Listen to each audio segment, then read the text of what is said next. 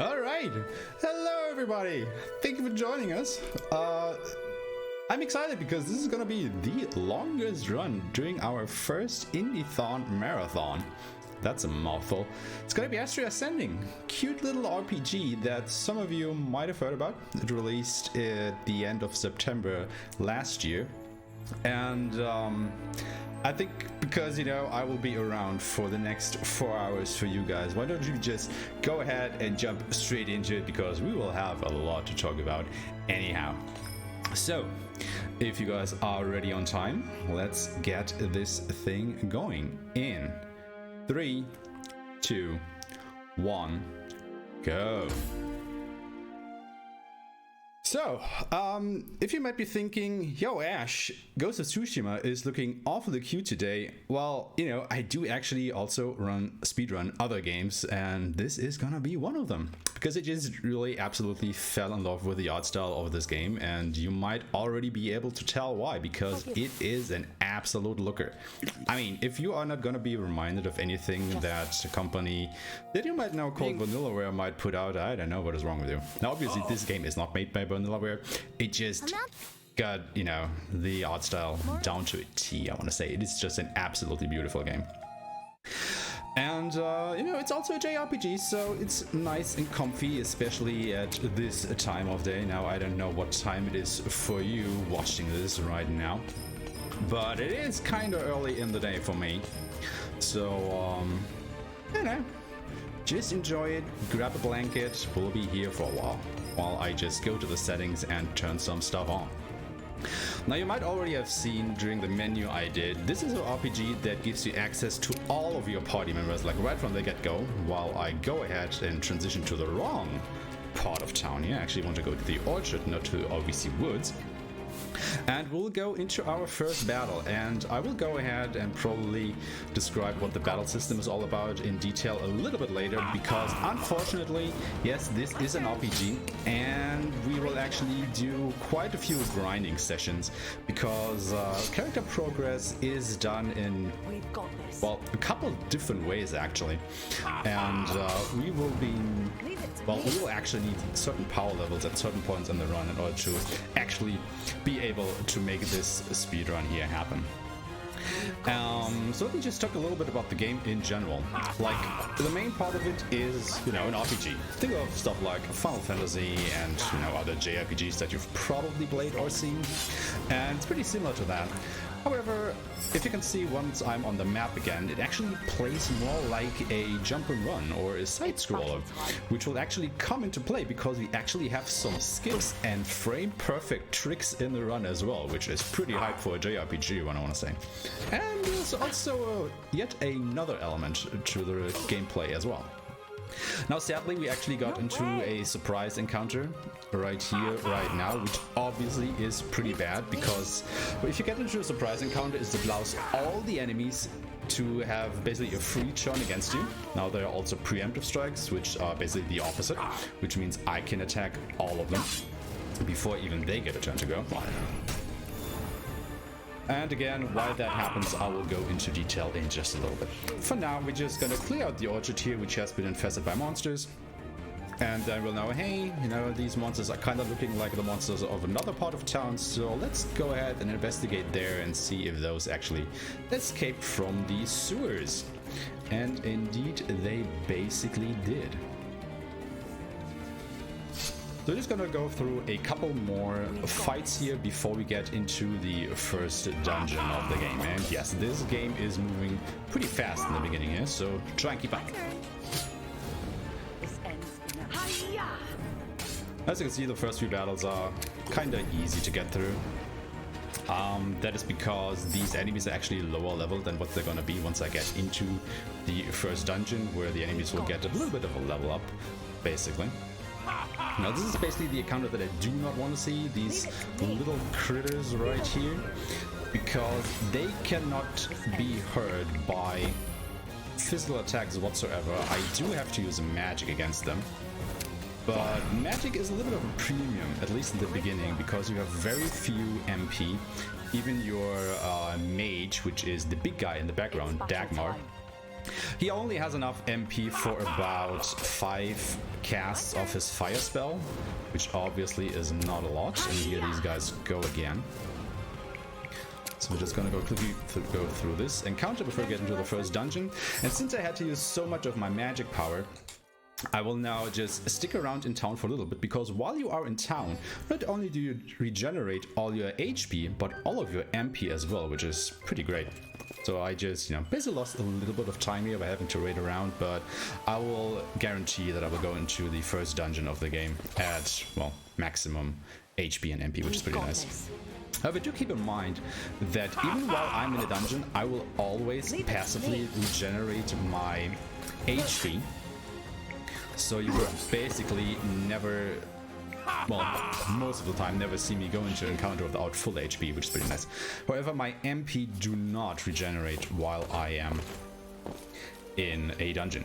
Now, I will just pick up this chest for a little bit of safety. It just has a little bit of money in it. I shouldn't need this money. I should get enough from fighting around here, but sometimes you can just get bad encounters, and when I will do my shopping once we get to the next town, I might not have enough money on me, and that will obviously be bad.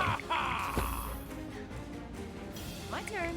So for now, I'm just gonna try to get through these first couple encounters here with my team. And let's maybe talk about the characters a little bit. So we have 8 characters that will always stay the same during the whole run. You have all of your party right from the get-go, and each character obviously has a different profession, let's call it that. The team I'm running with is Arpeggio in front, then we have Cress at the top, Kaden at the bottom, and Dagmar in the back row. And I'm just using this team because it is probably the easiest to get through this first dungeon, because Arpeggio is a thief and Kaden is an explorer.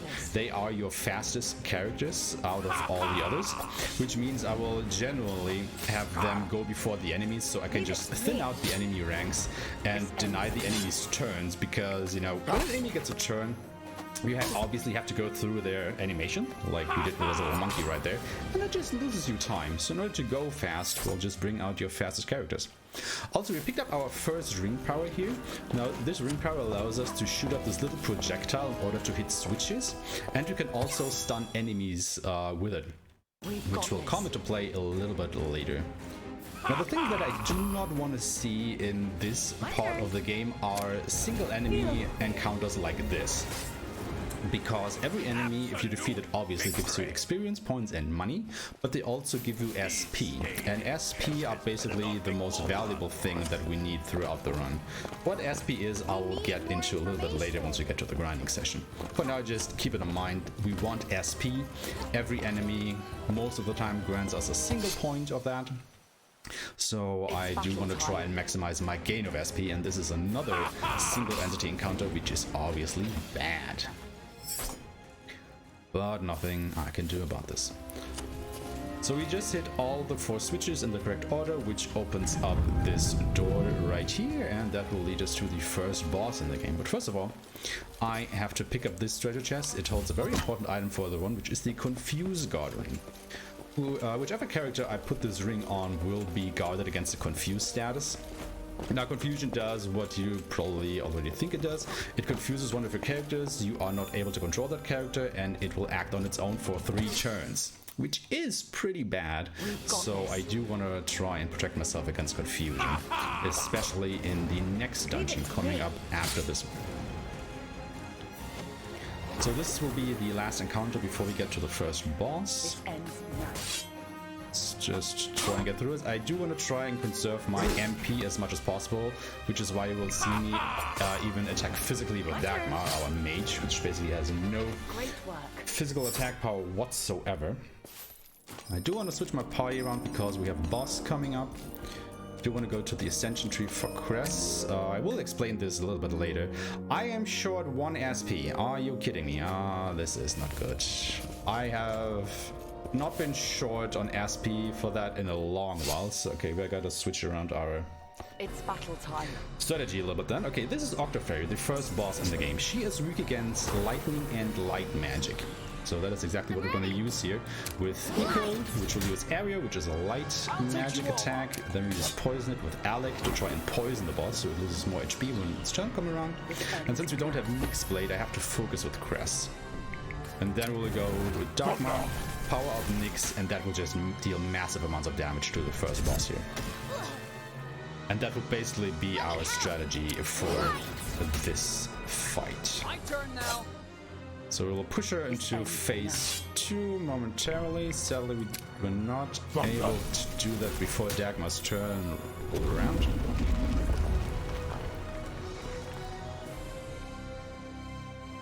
Okay, she should change sprites here. I'm not sure what's happening right now. I'll take you all on. Because this is her second phase. She should look differently now.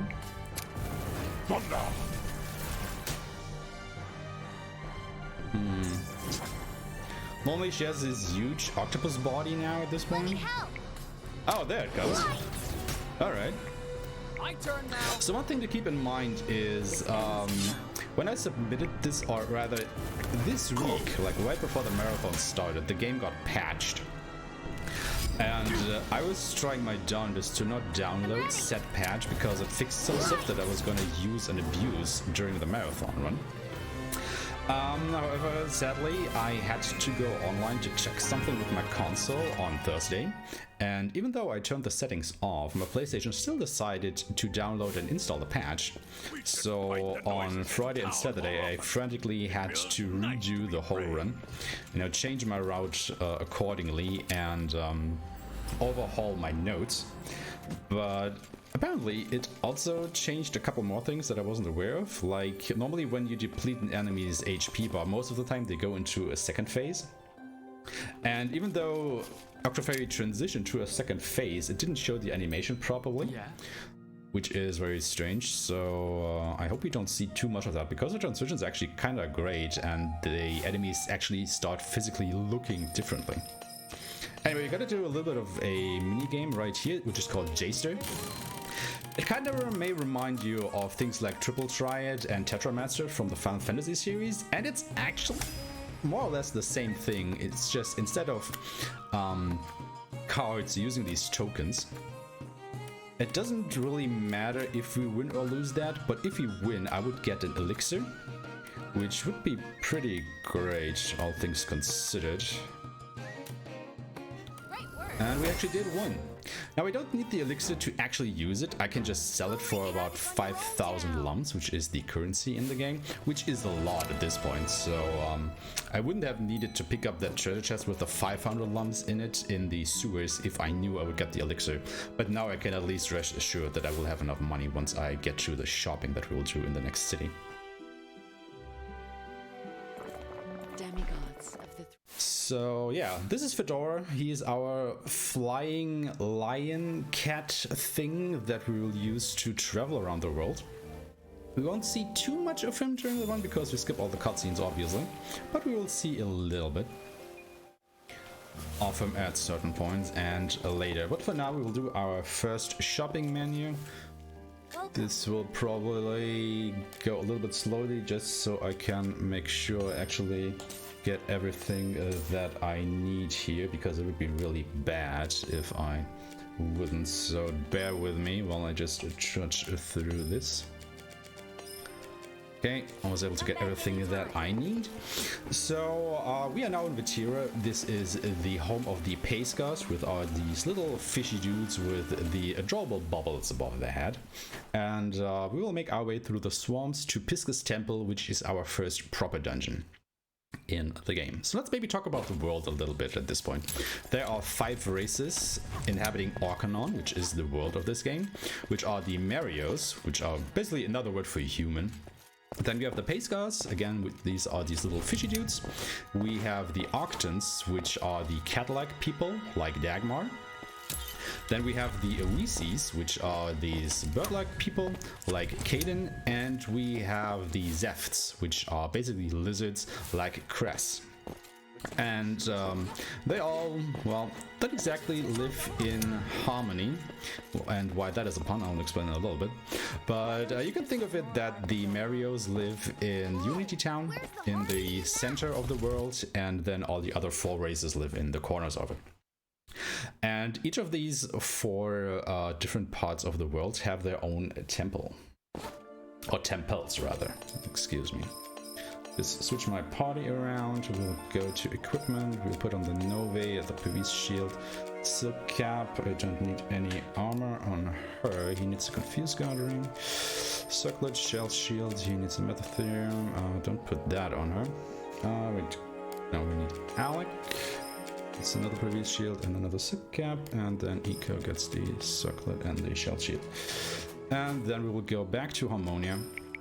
And to... Oh no, not to the marketplace, to the sewers, excuse me. Because we will do our first grinding session of the run. And as I said earlier, this will be quite important throughout the whole duration of it. Because there are 2 ways that you can level up your characters. One is, well, basically both ways are by defeating enemies, obviously, but one is through experience points, which you should be quite familiar with if you've ever played an RPG. You gain experience points, and at certain intervals your characters will level up and they will get a small boost in all of their stats, like strength, magic attack, defense, whatever it is. However, in this game you also gain SP, as I have alluded to earlier. And what SP is, you can kind of think of it as... rather, let's explain the Ascension Tree. You can think of the Ascension Tree as the sphere grid from Final Fantasy X. And the way you advance across the tree is by spending SP on certain nodes. My turn. So what these nodes are, they are basically the abilities you can get. So you do not gain, you know, new spells and attacks and stuff like that through leveling up, but only through spending SP on the Ascension Tree. But not only can we get more stat boosts through the Ascension Tree, you can also, more abilities through the Ascension Tree, you can also gain stat boost through the Ascension Tree. And those stat boosts are immense.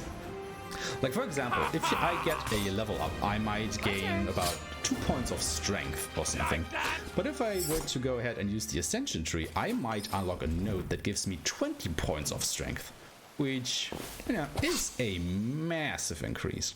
So a lot of the routing of the game comes around to routing in opportune points in the run, to go ahead and grind a little bit to hit another breakpoint where you can get a huge load of basically power up nodes, so you can actually progress, because we will be quite underleveled throughout the whole of the run. So getting those, you know, immense stat boosts from the Ascension Tree is basically essential for me to actually go ahead and beat some of the bosses and other challenges that we may come across. Okay, but for now, I will have to go ahead and run through this sewer a couple times in order to hit our first SP breakpoints. So, Slower, if you have anything to plug, go right ahead.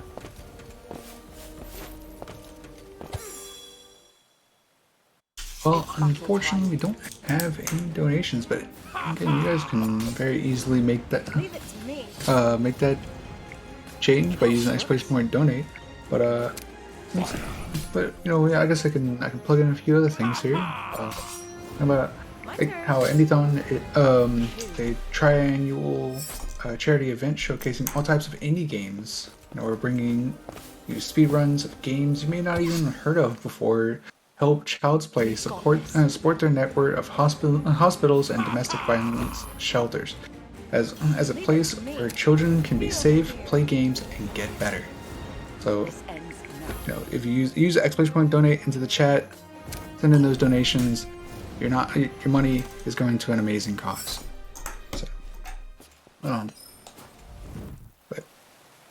So, just get those donations in. So you know, long run.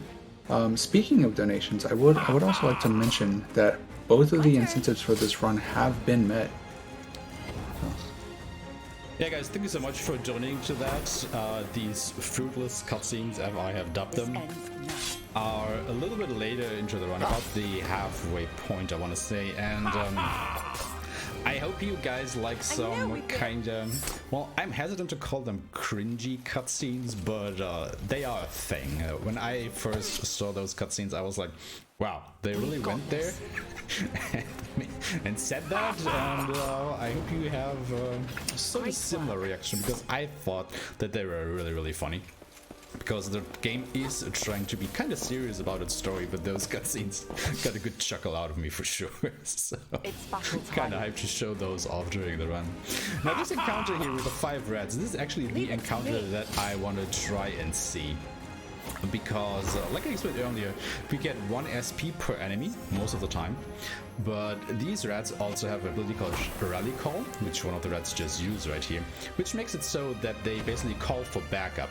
So I can just go ahead and start killing more and more enemies during this encounter, getting me more and more SP, obviously. Which is good, because, you know, I want to try and stay in one encounter as long as I can and just kill more enemies, because the transition into and out of a battle are kind of long. So it just saves me more time to stay in one encounter and fight it as long as possible, instead of having to try and look for another one.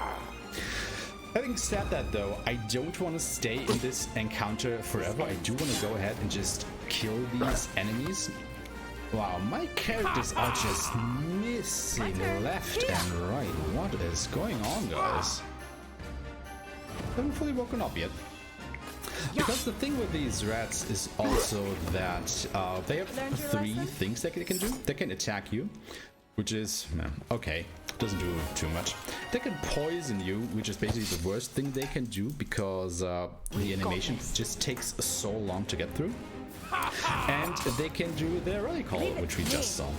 Now, obviously the rally call is the best thing they can do for me, but about all of their abilities have an equal chance of occurring. So we have about a 33% chance to see the rally call, but it can also fail. So, you know, seeing that that is probably a coin flip if it works or not, let's say we have a 16% chance of a successful rally call occur per rat. So that is not too great. So obviously it is just better to try and power through the 5 rat encounter and not just stick around until I have killed all the enemies that I need to kill in order to hit the SP breakpoint that I am trying to reach. But yeah, once again, the game isn't exactly playing in my favor here. I get a lot of single entity encounters, and that is just not a good SP per encounter ratio. Also, I do want to try and see as little of these twofer encounters as possible, because, again, I can only hit them with the magic attacks. Magic obviously costing me resources, because I do not passively regenerate my MP while I am in the dungeon. So if I were to run out of MP, I would have to go back to town to regenerate it, because I do not have enough ethers at the moment to do so while I'm in the dungeon. And, you know, the magic animations just also take longer than a simple physical attack, so that, again, loses me more time. Having said that though, I do want to go to town at least at one point here, because I actually want to go ahead and pick up a side quest, which we'll try and complete over the course of the run, because there is a pretty good reward at the end of it that we can handily use a little bit later. So I actually want to go ahead and use a little bit of my MP. I want to try and keep Kaden, Cress, and Dagmar's MP at about the same level, because when I go to town and regenerate my MP, all of the characters do so at about the same rate, so it takes them about as long, or it takes all of them the same amount to replenish all of their MP. So the closer they are at the same level there, the less time it takes for me to wait around for one character to regain all of its MP. That is why I'm trying to, you know, spread my MP usage across those 3 characters at the moment. But this is my 5th run through the sewers, about done with it after the next encounter. I will have to run through the sewers between 8 to 10 times depending on my encounter luck. I used those attacks wrong. which is why this guy is still alive. Okay, costing me a little bit more time. But as you can see, a lot of the RNG goes into the grinding sections because you cannot exactly manipulate which encounters you are getting, and there is sadly no way to easily, It's battle time. well, you know, to fish for a good encounter, which would give you a lot of SP. Leave I mean, it to there me. is a little bit later, but even then, it's a bit of a crapshoot. Let's just call it that. Phew.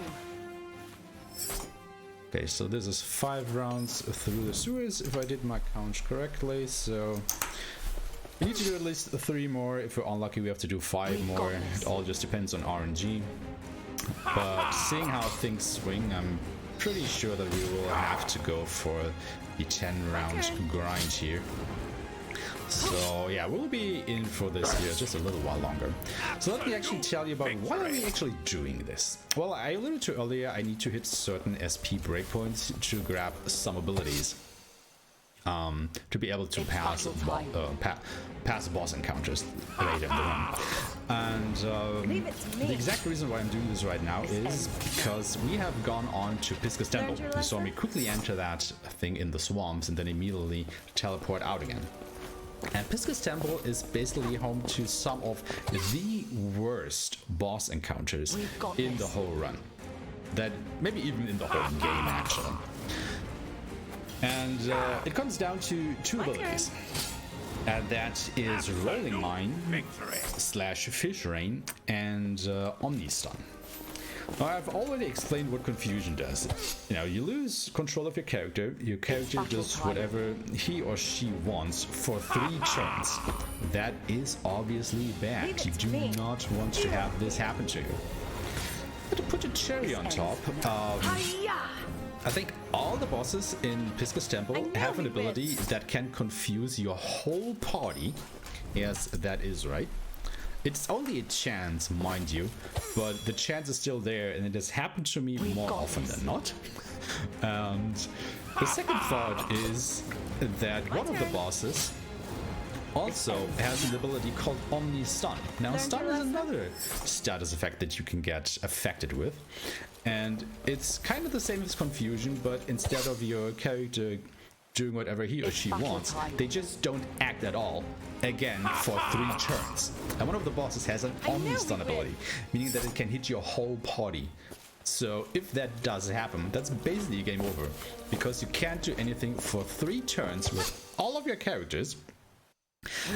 And yeah, you're not gonna have a fun time there. It's basically a run killer. Leave it to me. Feel the fear. And that is why we do the grinding session here. I could try and power through Pisca's Temple without doing this grind, but it would be so volatile that I'd rather not even try.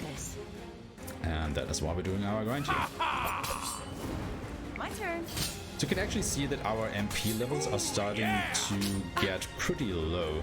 So I think after this round, I will actually go back to town and replenish my MP and pick up the side quest that I was alluding to earlier. Okay, another really called, which is good. This ends now. Just try and quickly get through this encounter. Dagmar still not able to kill that rat, it's fine. My turn. Okay, that should be 7 rounds if my count is correct. And now I want to go back to the marketplace where I teleported earlier because apparently my notes on this are still wrong. Should change those.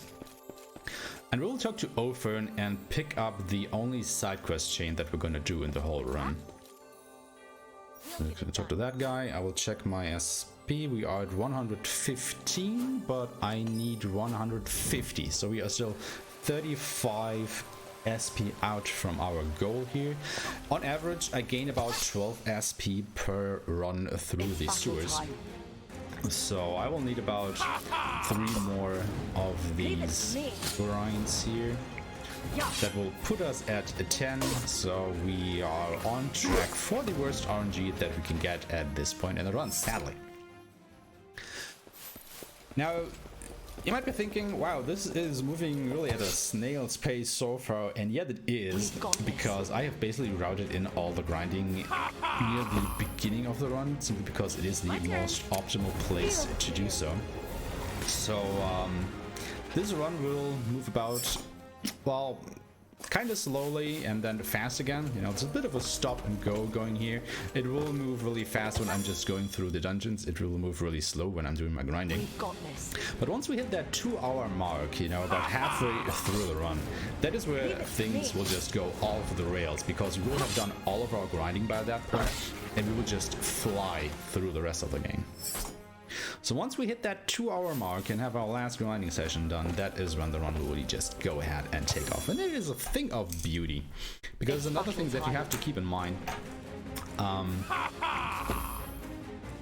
until about, I want to say a week ago or so, maybe 2 weeks, I was the only runner of this game. And it is also my, well, you could say this is my first proper JRPG that I have been running. I mean, I also have run the Trials of Mana remake in the past, but I wouldn't say it's a traditional RPG, it's more of an action RPG. So I just want to say that this is basically the first JRPG that I have speedrun. And to top it off, since, you know, I am the only runner, or was the only runner so far, all of the routing that has gone into this game and all the strategies and whatnot, those are my own brainchilds at that moment, because I had nobody else to talk to about that. So, yeah, guys, if you think this looks interesting, and I promise you it will once we get out of this grinding session, it's just a thing of beauty, and you do want to get in there, and I wholeheartedly welcome you to, because I could definitely use a couple people who may be more experienced with JRPG running and routing to make this run maybe even go faster. Because for now, you know, I just don't know how to get these grinding sessions out of the run, and I would very much like to do so. And yeah, you know, if this seems fun to you, give me a call. I would love to share my notes and the love for this game, because it is pretty awesome. Go ahead, Sloa. So, someone that is a big RPG runner myself, like, if you've ever seen my profile, you see I run a plethora of RPGs. Sometimes, unfortunately, grind moments are pretty much inevitable in RPGs. Like, you'll have to grind at some point and have to do some amount of grinding. That's just kind of the inevitability of RPGs, or at least what I've noticed. There are a few exceptions out there, I'm not gonna lie. Like, there's sometimes points where you can get enough experience just from boss fights and stuff like that, but most of the time you usually do have to do grinding in some way, shape, or form. Oh, for sure. I don't think that you could, you know, abolish all the grinding in this one. I just don't think it would be really feasible. But, you know, it's just having somebody to try and just back and forth some ideas here and there. Because as I said before, so far I was the only guy routing this run or this game as a whole, and I just, you know, hit this brick wall where I just can't think about doing this any other way anymore. So there might be other places where grinding could be more efficient, or once you hit a certain breakpoint, you just go ahead and transition to another area and continue grinding there and stuff like that, which I might be bad at, I don't know. So I guess the best way to look at something like that is just kind of look maybe if there's a way to split it up. That's usually the first thing a lot of people do is try to see, okay, what's the minimum I need up to this point until I have to start grinding again. Sometimes that can be more efficient and be faster. So that's just something to look at. Oh, for sure. And you would actually try and see that a little bit later too. Let me just check. We need just 2 more SP and we will actually be done with the grinding here. So yeah, unfortunately we had to do the whole 10 runs through the sewers as well as the start of another 11th run. So this is well, basically the worst RNG you could have gotten so far, I'm not gonna lie about that. But we are done with the grind. We are now at 151, so we'll just quickly go back to Ophern and turn in the first part of the quest that we had gotten. And then I will do a little bit of a menu. You can see the essential tree in a little bit more detail there. and then we'll be off through Pisca's Temple. So first of all, let me switch out my party members again. Then we'll go to the Ascension tree, and this is where we do basically most of our level. Like I said before, you can think of this thing as basically the sphere grid from Final Fantasy X. We just go ahead and spend our SP on all of these nodes. Now the yellow things here are abilities, and the others are well, this turquoise thing is basically HP MP. And the purple ones are strength, defense, or magic defense. You can choose which stat you want to improve. You can also just destroy that node and grab another thing if you ever think that you've made the wrong choice here. So you can just go back here and just basically tailor all of your characters to whatever you want them to be, which is pretty nice, you know. Your decisions are not set in stone here. For the stats, that is. Okay, we have done the thing, so let's continue with the run through Pisca's Temple. And as I said before, this is basically, I think, the worst temple to go through during the speedrun at least, because it is just brutal and it is right at the start of the game, more or less. Okay, so this is Anon. He is the Pisca's Astray. He is weak to lighting attacks. And he has the rolling mine attack, which I alluded to earlier, which has a chance to confuse all of my characters, which I obviously do not want to happen. I'm just missing all of my attacks as well. So this is just a really great start into the fight. Now he will always Omni Water on his first turn, which is a water attack on all of my characters, obviously. And this is also why we had to grind a little bit to pick up Omni Cure on Eco, so you can actually heal my whole party here. Okay, so poison didn't stick. Let's try that again. It missed again. Great. Okay, you will... Yeah, this is rolling mine. Like I said, you can confuse all of my characters except Dagmar, because Dagmar is a confusion guard ring. So sadly, since poison didn't stick around, we were not able to kill Anon just yet. Okay, we have lost Eco. It should be fine. Should be fine. Okay. So yeah, sadly not exactly the fight that I wanted to get, because it was just really unfortunate that both Eco and Alec got confused right there, because they are my fastest characters, so I had no other character to try and cure their confusion with.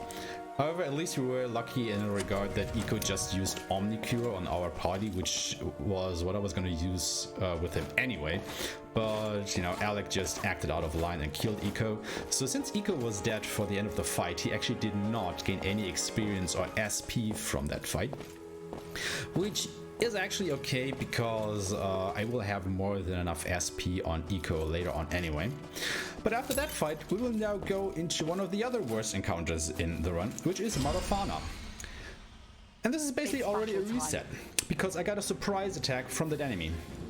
Now the thing that you have to keep in mind here is that there are basically two ways to engage in encounters. One is you slash them with your sword. Oh wait, you could actually survive this, maybe. Okay, you know what? Wait. But you can see, they can just use Confuse all over the place. We're pretty lucky with it so far. I mean, Press got confused. I'm ready. Okay, I think we can salvage this, so let's try. I'm gonna cure the confusion here. My turn now. Try and poison her again. Poison being a little unreliable today. This is why we had to grind earlier, so we just have Omni Fire and just kill all of the ads here. That frees up the space for us a little bit. I'll take you all. Now we just want to try and burst her down. So yeah, we might still be in this. But it's just the thing that I think is pretty ludicrous. Because as I said before, there are two ways to start an encounter. One is to just slash the enemy with your sword. And when you slash an enemy with your sword on the map, you will, you know, start the encounter normally, or you get a preemptive strike, which makes so that all of your characters can go first. However, if you walk into an encounter, you can also just start the fight normally, or I'll take you all you on. can get a surprise encounter, which makes it so that all of the enemies go before you do. But since this is a boss fight, for some reason it can still give you a surprise encounter. And that is just absolutely ludicrous to me. And the reason why this is kind of really bad, because, you know, this was the character or the boss that has the Omni-Stun ability. And if she uses that first turn, well, GG's, you are basically dead. Now, we did get the surprise encounter. Luckily, the confusion didn't stick because, again, it is just a chance to have your characters get confused. So we were really, really lucky in this encounter because, you know, they got 2 full turns before us because all of those enemies are also faster than all of our characters. So they will always go before you. And since we got a surprise encounter, they all went before us twice in a row, which I don't even think I have to tell you that is basically really, really deadly situation there. But we kind of got through it, so we can continue on with the run, which is nice. And we will quickly make our way to the end of Pisca's Temple. Just have to jump on this hammer right here. I actually got stuck on this quote-unquote puzzle for like half an hour the first time because it just didn't cross my mind to jump on the hammer. I tried everything else. I just want to quickly go ahead and give Dagmar some MP. And this is the last room of Pisca's Temple. And we would have another boss fight here, but what I'm going to do is I will do a safety save, because I want to keep trying this a little bit. And you can see the end of this red mushroom there on the ground, right? If I were to cross this mushroom, I would engage in this boss encounter. Instead, what I'm going to do is I'm going to try a frame perfect trick here. And we didn't get it, so I will just try and get it again because I do not want to do this refight here. This is pain incarnate. Because not only do we have to fight this guy again, we will also have to fight through his second phase this time around. And it's just ludicrously... Oh, I do not want to try again. I want to go ahead and reload my save there. I'll take you all on. So what I'm trying to do once I have reloaded my save, once I start the fight, or rather on the frame that the fight would start, I want to go to my menu. So it's basically a frame perfect trick. So let me just give this another try here. And you will see what happens when I get it. Might take 3 tries or so. I was a little bit late on that. So I'll just have to try again. Because, you know, even though I'm failing this a couple times, this is still way faster than having to trudge through this encounter, because it can just basically kill you. Because you've seen how this fight went the first time, but once we deplete all of his HP this time around, he will transition to his second phase, which also has the Omni Confuse ability, and he has more HP and he deals more damage all around, so it's a very miserable encounter to get through. So just, you know, kudos to the other runner of this game who has found this skip. I just really love that person for that. Oh, that was too early. Again. There we go. You now have heard that I got the encounter sound in the background while I went to the menu. That means I got the trick. I can just completely skip this fight and continue on with the run. Again, it's a frame perfect trick. You have to go to the menu right as the encounter happens. So, you know, frame perfect tricks in RPGs are fine, right? So now we have completed Pisca's Temple. So we have a good deal of the RNG out of the way already, which is just fantastic. And our reward for completing Pisca's Temple are our first job spheres. So once I have control again, I will switch out my characters.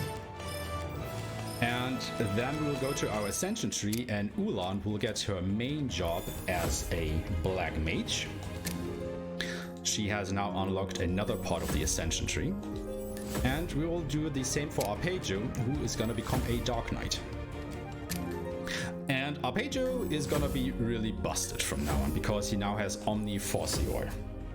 And what that does is... I can English. I totally can. Trust me on that. But you can see why he is busted in just a moment once we get to the Arcton Valley here and clear the town of more enemies. Because I don't want to say we exactly cheated, but the game... Well, we are not supposed to have these abilities at this part in the game.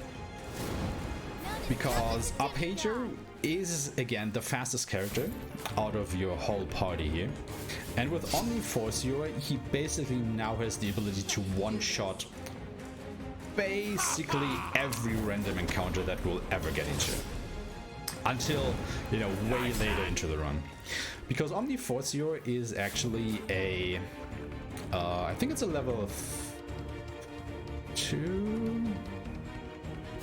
It is a level 2 or level 3 Omni spell. I think it's level 2. Yeah, it should be, yeah, it's a level 2 Omni spell. Because there are 4 tiers to spells in this game.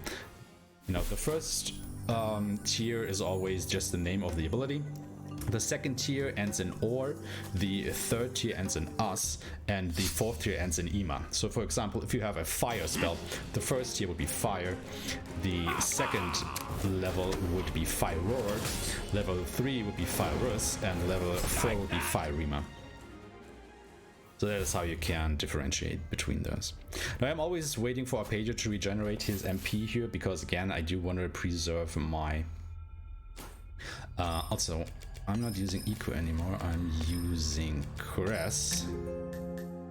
Hold your horses here. That was a bit of the reroute that I did over the weekend, so sorry if I'm still using some old strats here. So we are in Argon, which is the next boss encounter. We're going to use Defense Break with Arpeggio, which will lower the defense and magic defense of Argon. He's always going to use Omni-Mute on his first turn. And that means we'll just use the remedy on Ulan, because Ulan is a black mage now. She deals ludicrous amounts of damage with spells, and I don't have ice with Dagmar, so shoot. I can just, no I can't. Okay, let's just focus here. So yes, status effects aren't 100% hit chance. You can not get affected by them, and depending on who of your team gets hit with the mute from the Omni-Mute, it changes the strategy slightly. Now sadly Cress got affected by mute, which is why I couldn't use Ice Blade with her to deal even more damage to the boss here. We'll just remedy Ulan again, then use another Ether on her, so she has enough MP to use another Iceus, like right out of the gate. And he will probably survive this, so I would just go ahead and hit him once more with Arpeggio, and he should be down. Okay, again, a little bit slow, but that is just the RNG of this game for you sometimes. Optimally, Cress wouldn't have got inflicted, or even Ulan wouldn't have got afflicted with the mute, so I would have been able to use Ice Blade with Cress and, you know, just focus more for more FP to put into my spell and kill Argon even more quickly, but you know, at least we got through the encounter in about 2.5 turns or so. I'm getting a little bit ahead of my notes here. Okay, so we will now make our way over to Arson, which is the hometown of the Arctons, which are these cat-like people. It is basically the fire area of the game. So all of the enemies are going to be weak to ice, and that is just really nice because we got this Iceus spell with Ulan, which is a level 3 ice spell. And keep in mind, we don't even have a level 1 or level 2 ice spell at this point. So she will, well, she won't melt enemies because it's an ice spell. I guess she will just cool them off, something like that, I suppose. So we'll do a little bit of shopping here because we are about to head into another grinding session. I'll just buy... Wait, I don't need either pluses, I noticed that. Because we will head off into the Blazing Fields, and the Blazing Fields are like the best grinding spot in the game for quite a while. And the reason again is most of the enemies will always only always give you 1 SP, right? That is like the baseline. So I'm just gonna quickly cycle these areas until I'm not in the sandstorm anymore. Okay, let me just really first explain weather to you. This game has weather effects. and it can, or the areas can cycle between two different weather conditions. And the first one is basically always sunny weather, and the second weather effect can be stuff like a sandstorm or I don't know, a rain shower or whatever it is. So it's basically a good and a bad weather condition. Now you want to try and do your grinding in good weather conditions, because what the weather conditions do, and I forgot to replenish my MP, because Arpeggio only has enough MP to use one Omniforcio before I have to go to the menu and chuck an ether at him. During good weather, you will get encounters with weaker enemies, but more of them. And during bad weather, you will get encounters with stronger enemies, but fewer enemies. And again, since basically every enemy is worth 1 SP, it is far more efficient for us to fight in good weather, because we will get more SP out of that, because we'll just fight more enemies. Now that doesn't hold true for every enemy. Some enemies later on in the game will start giving you more SP, but I think the most you can get is about 3. Maybe it's even 2, I'm not exactly sure at the moment, to be fair. So yeah, try to fight in good weather conditions as often as possible. And you've basically already seen the best grinding encounter that we can get, which is these 8 bugs. Because not only can we kill these 8 bugs in one cast of Omniforcior, but it's 8 enemies, so we get 8 SP out of every single fight here. Which is just ludicrously good for this point in the game. Because if you remember, when we were back in the sewers, we would often just get encounters with, well, for this run, 1 enemy, which would give us 1 SP. This time around, we're getting 8. So we are grinding at basically 8 times the speed. And I'm just getting this encounter. This is very good luck. Because, let me tell you, there are other encounter types around here. I'm just not getting them at the moment. I am really happy for that. But yeah, we will make our way through the blazing fields until not quite the end of it, but near enough. We've got this. And once I am there, I will start going backwards through the blazing fields again.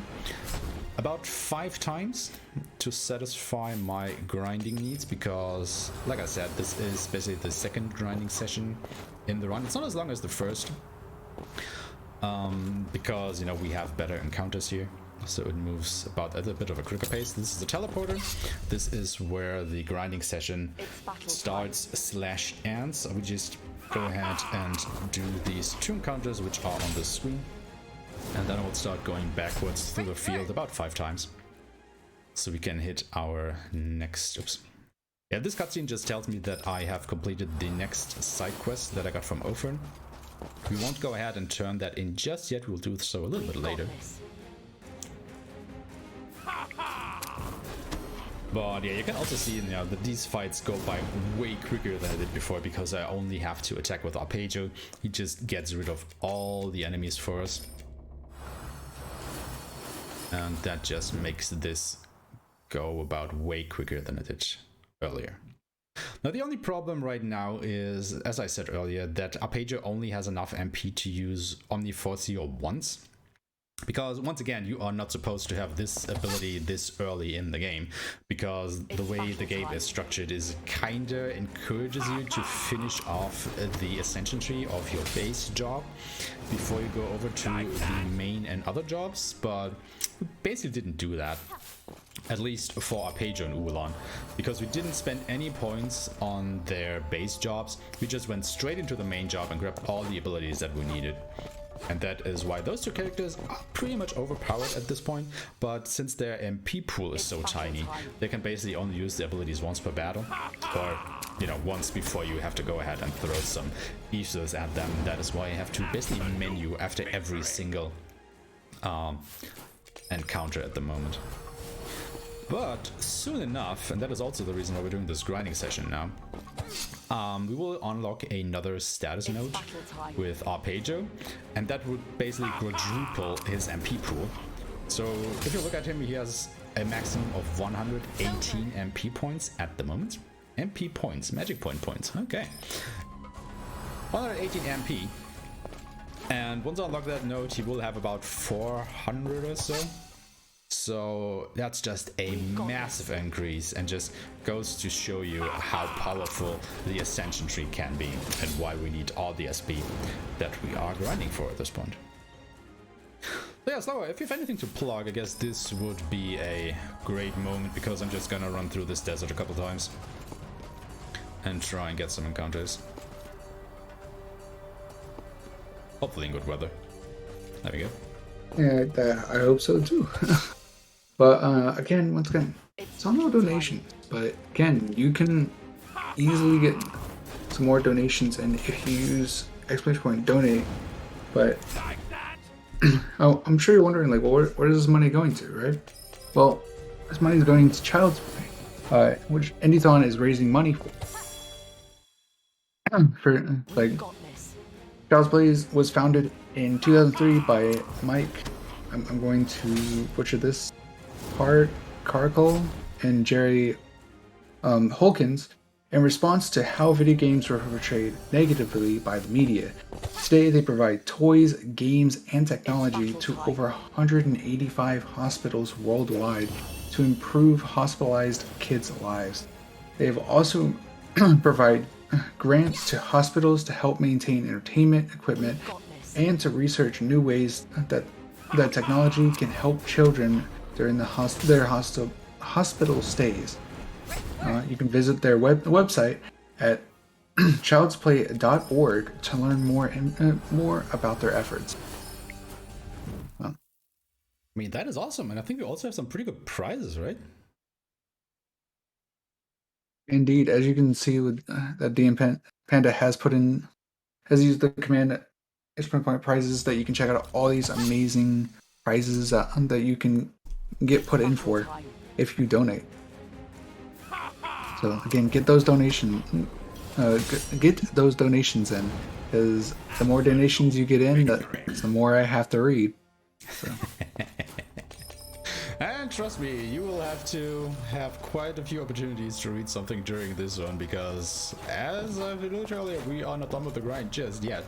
But let me just say that I was, if you look at the prize pool, I'm actually really having my eyes on this Greek game that we actually saw being run during the marathon earlier. Sadly, I missed the run because I had to get in some sleep, so I would be awake for my 4-hour run right now. But I'm definitely gonna go ahead and check out the WOD for that. Because that game, we've seen the trailers, we've seen the ads during the marathon. It just looks fantastic. My lord. Really interested to see how a speedrun of that actually looks. It's battle time.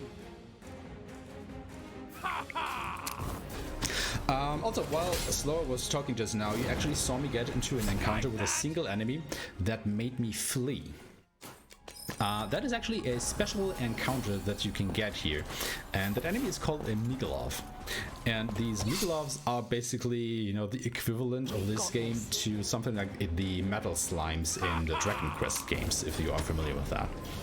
They are enemies that have low HP, very high defense, but if you can kill them, you get a very large amount of not only experience, but also SP.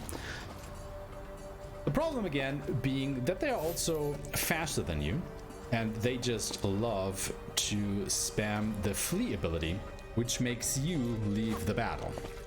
But sometimes they can be nice and just use an Omni MP cure ability, which actually makes it so that they regenerate your MP, giving you a free turn to go ahead and kill them. And if I manage to kill them, I will actually gain 20 points of SP, which is a very large amount, because it's basically 2.5 encounters of these 8 bucks right here, right now. And as I say that, I have of course forgotten to once again refill my MP, so I couldn't use Omni Force 0. So let me just remedy that and get into the encounter again. The problem being the encounter doesn't stay the same most of the time. If you flee from an encounter and, hit the large blue bubble, which are called noises by the way, again, you can actually cycle to another encounter. So even if you flee from one, you're not guaranteed to get it again. And since this was the 8-bug encounter, I would very much have liked to fight that, but luckily we went right back into it. So that was good. Also, now that we have done 2 rounds of this grind, I now should have enough SP on Arpeggio. And in fact, I do, to go to his Ascension tree and grab this note here, which will give him plus 310 MP. So now we actually have enough MP to go through one of these grinding sessions without... Well, basically, we only have to use an Indiethon at the end of the grinding session now, and not after every single encounter. Which not only cuts down on menuing time, but also on our ether consumption. Because the way items in this game work is they are all based on percentages. So an ether, and a potion for that point, will always regenerate 30% of your maximum, HP or MP, depending on if you're using a potion or an ether. So obviously, the more HP or MP you have, the more bang for your buck you're getting out of every single potion/ether that you use. And that is pretty good. It's battle time. Obviously, it makes them pretty ridiculous to use at low total values, but, the higher our stats grow, the more potent those things will become. And I think this is the 4th run through the desert, if I have counted correctly. So we are just about done with this grinding session. And once again, we're doing this so we can grab a couple more abilities and a couple more stat nodes, because I think at this point it has become pretty apparent for you while these status nodes out of the Ascension tree are so powerful and so much better than just normally leveling up your characters, and why you want to grab them. Now specifically what I want to get is the Omni Ice ability on Dagmar, as well as Omni Arrow, which is the wind spell. And then just a couple more things on my other characters, which are not that important yet, but will be after the next dungeon that we're gonna get to, which is gonna be Virgo Temple. And if you're starting to see a little bit of a pattern emerge here, then that is absolutely right, because there are 12 temples in the game. They are all based off the Zodiac signs. Sorry. And dragged my Z a little bit too far there. So, and we will have to, well, not visit all of them during a speedrun. And why that is, well, I'll get into a little bit more detail of that later on in the run when we actually get to it. But yeah, for now, keep in mind, there are 12 temples in the game, and we are about to head into the second one. Victory! Let me just check how far along the grind we are. Oh my lord. What am I doing? A little bit further behind than I would have liked, so either I have miscounted or the game is just being very rude for us today. Because what I want to see is 440 SP on Alasia. We are up to about 330 right now, which is not giving me a lot of confidence that we are behind by like 100. We should be way further ahead, closer to 400 at this point. So RNG is just not having it today. Well, on the one side I would be quite happy about this because it gives you more time to look at this absolutely gorgeous game. But on the other hand, it will drag out the run even longer than it already is. So we have to definitely hope that the grinding session that will happen after this one, not immediately, but a little bit later, that we can actually go ahead and make good on time a little bit there. But yeah, for now, we're just gonna go through the desert, killing some more bugs and some more blazing hounds, or hellhounds they're called, sorry. It's the hellhounds in the blazing fields. It's battle time. Always love to see this bug encounter. I just really love to see another Mikolov encounter and actually kill it. That would absolutely make my day. 2 of them would be even better, actually, now that I think about it.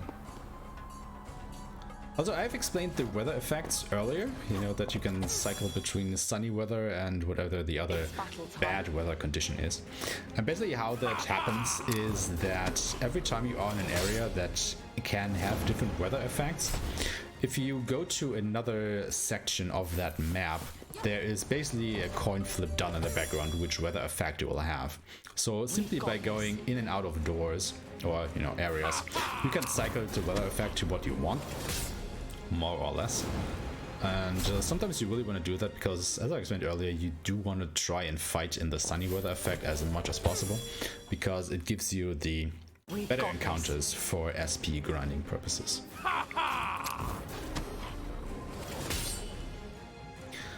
So we have done another full run. This should be 5 in my book. Yeah, game is not being kind to us today. Normally I would be done with the grind at this point. But for some reason I am not. Also, normally I have way more luck with the Migelovs. I should have actually encountered at least 3 of them by now. I've only had the one encounter and it made me flee. So, yeah. I guess RNG just wants to show you more of this game.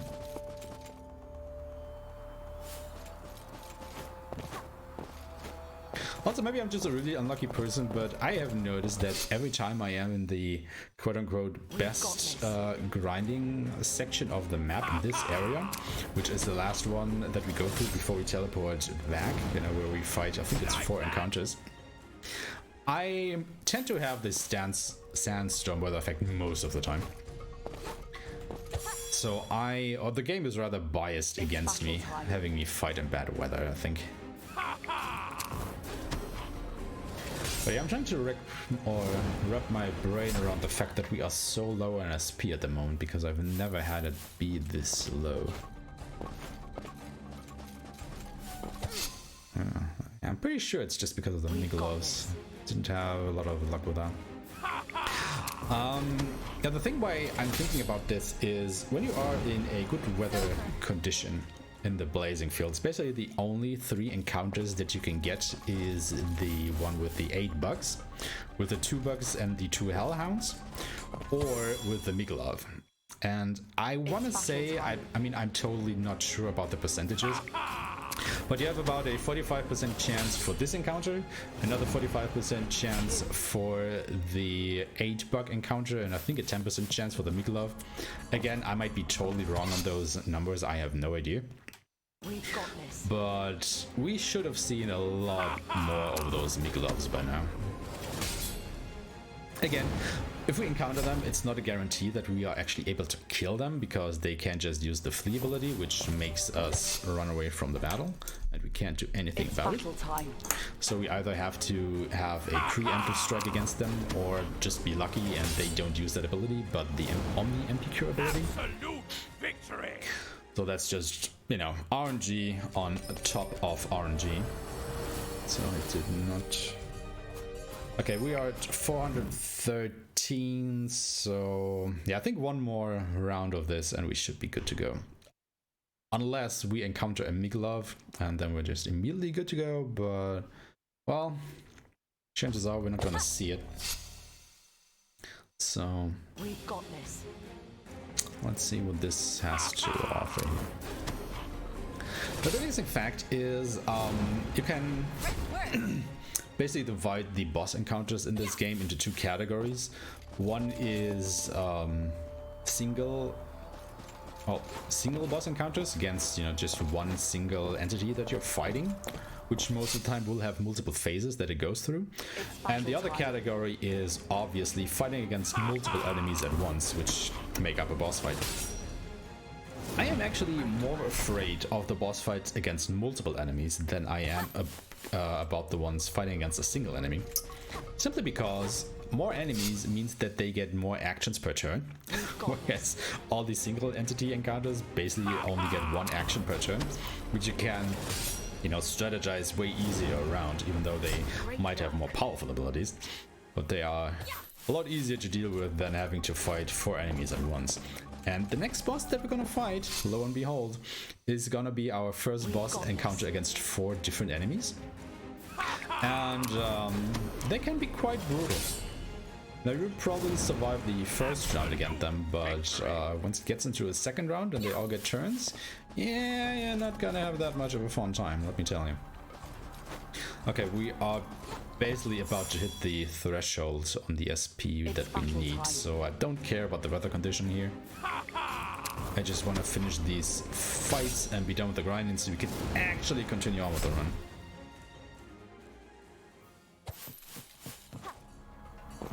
And I think I was actually lying about this grinding section being shorter than the one we did before, because we had to do basically 2 extra runs here, which might have dragged this section out to be about as long as the other one, if not even a little bit longer.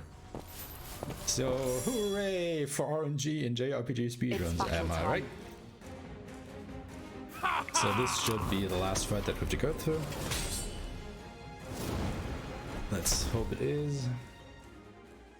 Check. Oh yeah, we actually ahead now, so I'm just gonna go ahead, do a little bit of shopping trip and set up my abilities. So Slower, if you have anything to plug, now would probably be a good time.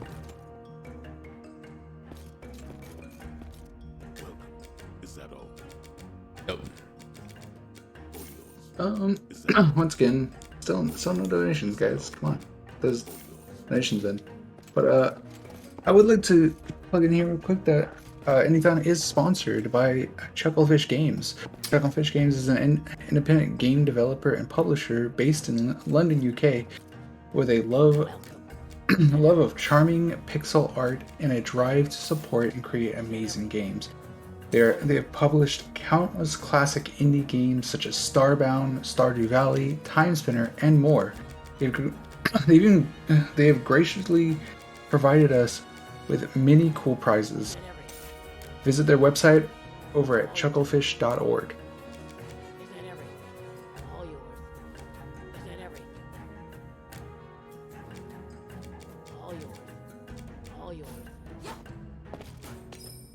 Okay, we bought a few points of equipment there, which we are now gonna put on all of our characters. Just quickly make sure that I have everybody equipped with the stuff that I want them to have equipped. I'm just gonna take this a little bit slow just to make absolutely sure that everybody has equipped what they actually need here. Because if I mess anything of this up, you can probably tell that, well, things are not gonna go so well during the fights that we're gonna do. And here I'm just gonna go ahead and pick up one of the most busted abilities for Ulan in the game, which is 1-for-1. And what 1-for-1 does, it makes it so that she loses 30% of her strength, but she gains a 30% magic attack power. And, you know, since she is a black mage now, well, she doesn't need strength. She just needs magic power. And that is a huge boost to her damage output. Absolutely incredible. Because you also have to keep in mind that the damage that you output basically rises exponentially compared to... Oh, great.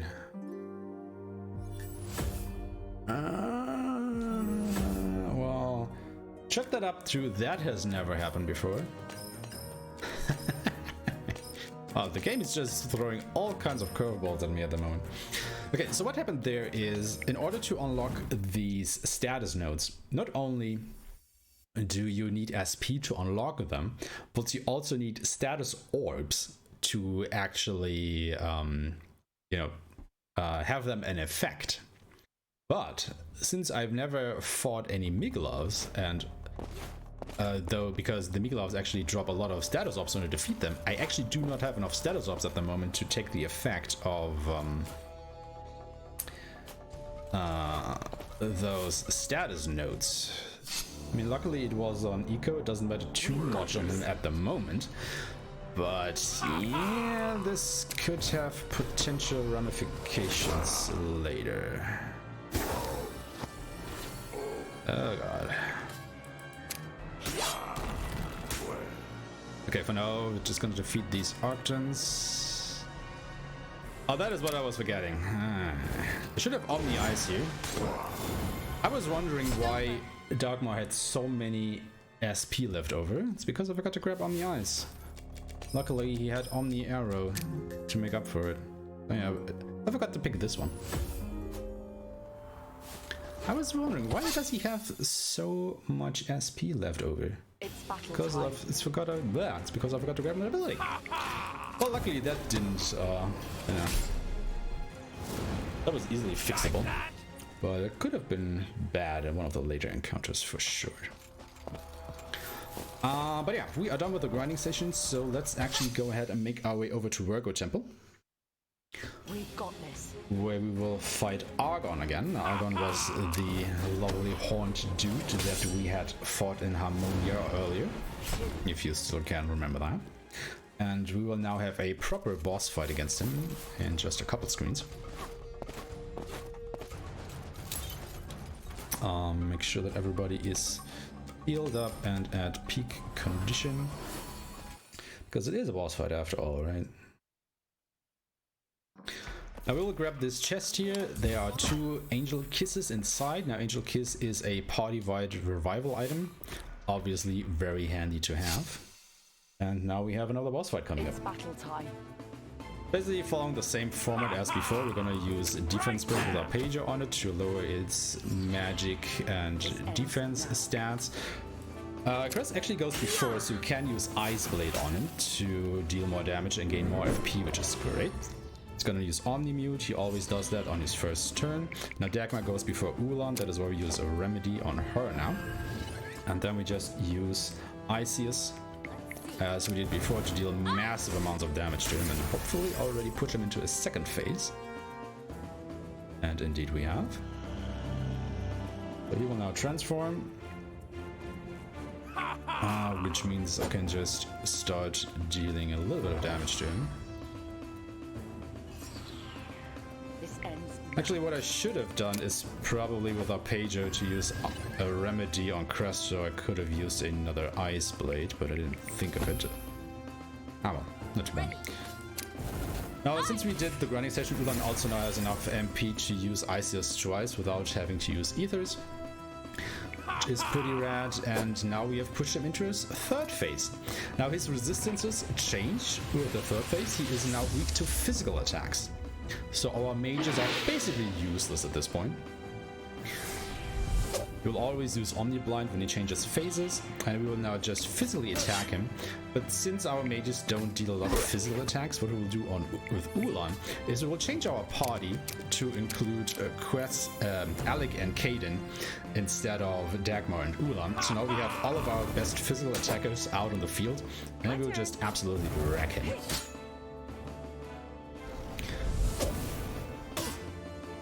I'll take you all on. Gonna try and use Poison Hit on him again, because he actually has a fourth phase. Yes, this is a 4-phase encounter. But we should be able to make very quick work of him. Leave it to me.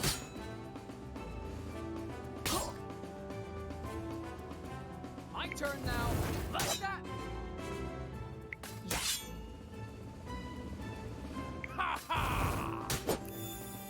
Ah, come on. Okay, there we go.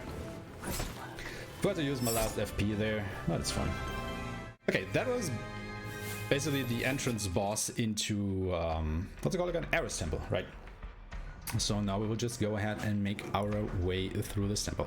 And even though we have just done a grinding session, obviously I still need more SPs. So even in this temple, I will actually go ahead and fight every encounter that I come across.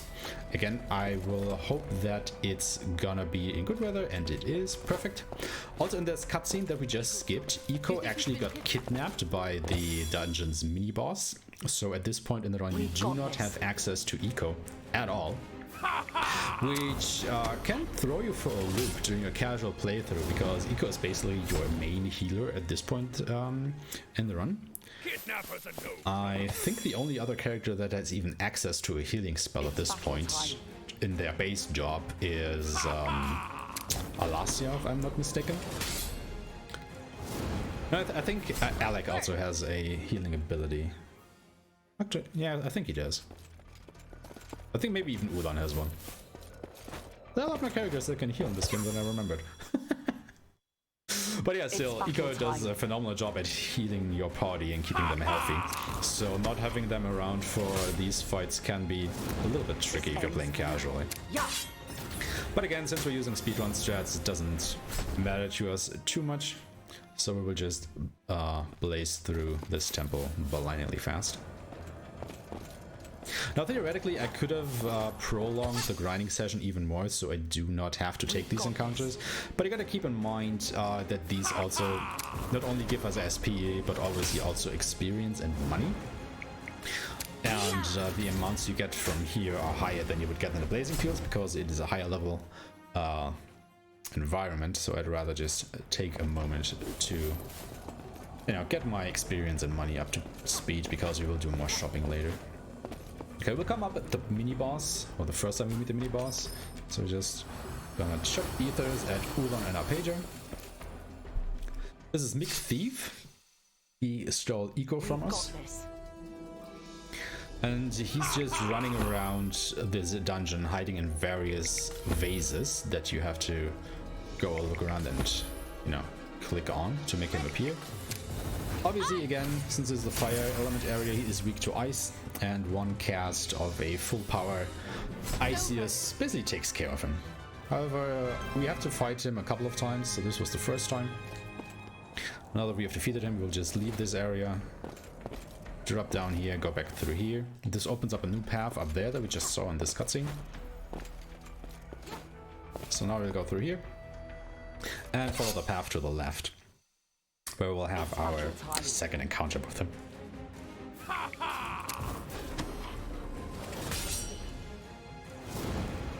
Luckily, again, we are fighting in good weather conditions, so we get a lot of low power enemies and not few high power ones, or however you want to call that. We're gonna look at the vases up at the top, and there is Mick Thief again. And we're basically gonna do the exact same thing that we did before. We're just gonna focus with all of our party,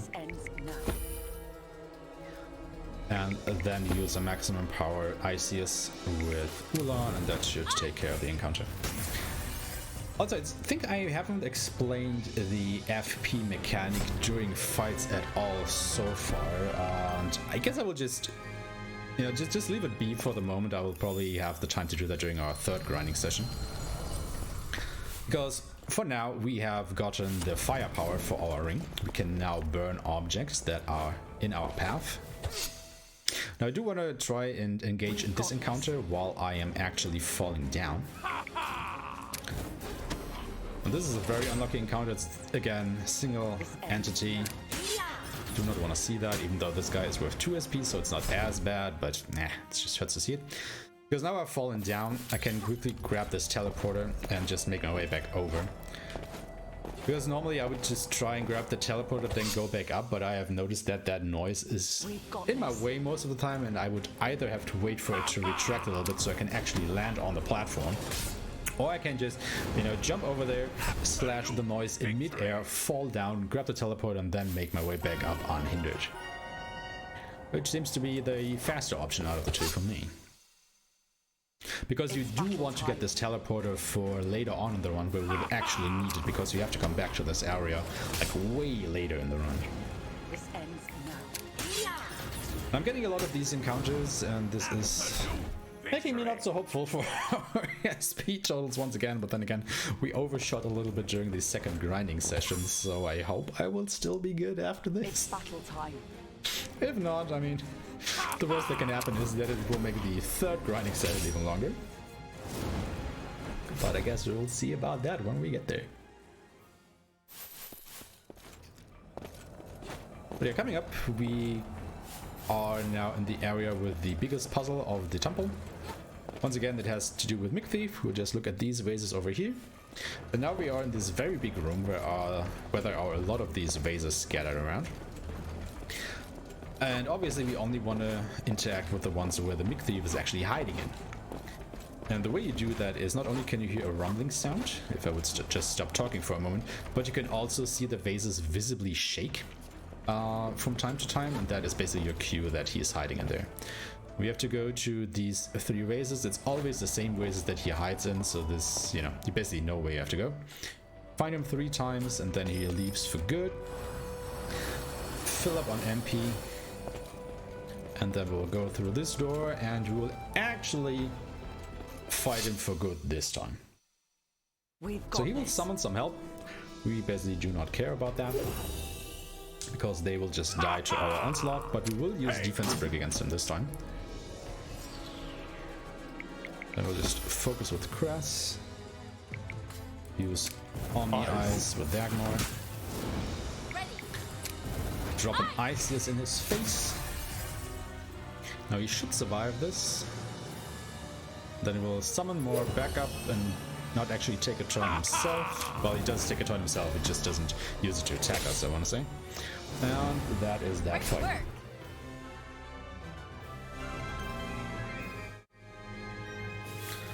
Now we have actually eco back right at the end of the temple, so we'll quickly go to our ascension tree. I want to grab Waterous with Ulan. I wanted to grab more agility with Arpeggio. And let's see, I want to grab a whole bunch of stuff with Caden.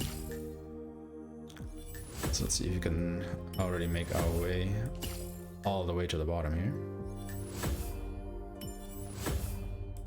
Might be close, but yeah, okay. We actually managed to grab Monster Bait. Monster Bait is a very interesting ability, and it will help us blaze through the next grinding session even faster than we have already done so. But I will explain that ability when we actually get there. For now, we have the boss fight of this temple, which is gonna be against the Behemoth and his cronies. So basically do the same thing as before. We're gonna use Omni Force here. Now all these enemies are weak against light attacks, so that is why we have Eco in our group, because we actually went ahead and grabbed Omni Aereo a little bit earlier. And they're also weak against wind. That should kill all of these, and then we just use a full power Waterous against the Behemoth, and he should be done. He isn't. Why are you still alive, my friend? Die. Okay.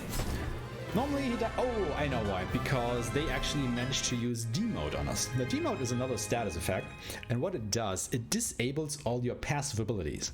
And since we have 1-on-1 on Ulan, which is the ability which raises her magic attack power by 30%, that got deactivated, and that is why she didn't have enough power to kill these enemies.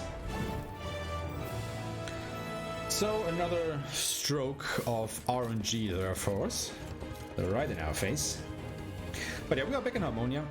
We will take the opportunity to talk to Ophern, a turn in the quest that we completed, like basically a couple encounters after we stepped foot into the Blazing Fields.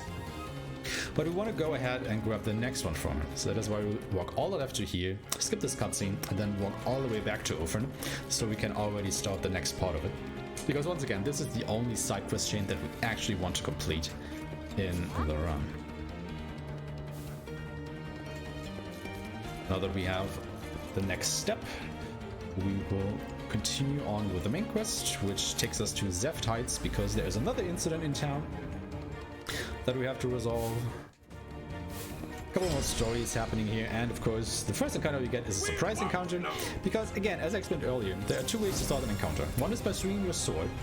Swinging your sword makes it so that the encounter starts normally, or you get a preemptive strike, or you can run into enemies, which again, there is a chance that the counter starts normally, or you can get a surprise attack. However, when you are in town, you cannot swing your sword. So the only way for me to engage these encounters is by running into them, and that is where I can get a surprise attack. Which, again, is kind of ludicrous to me. I mean, I can understand why you shouldn't be able to swing your sword while in town. But the fact that these encounters can still surprise you, it's just... I don't know, I'm kinda not okay with that, if I'm honest with you. But it is just the way this game works. Anyway, we defeated these 2 sets of encounters. There are 2 more sets of encounters in this screen that we have to get through.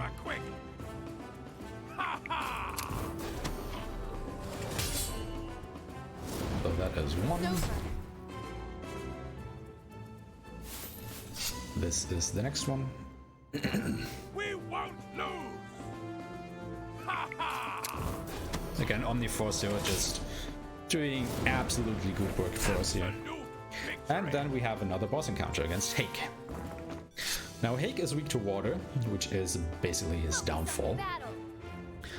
So once again, we will use defense break on him. I'm ready. We'll focus with eco. Stun hurt is okay. Maybe it's not okay. Go. Ready. And then we just use a full power Waterers and that should get rid of it. Now obviously it's unlucky that Arpeggio died there because he will miss out on experience in SP. But it's only 5 points. 3 points even, yeah. Again, since we overgrinded a little bit earlier, it's... Oh no, it's 10 SP, sorry. Yeah, should still be fine. Should still be fine. Okay, we'll go back to God As You Know, have a little chat, and then we'll continue on to the Grand Canyon.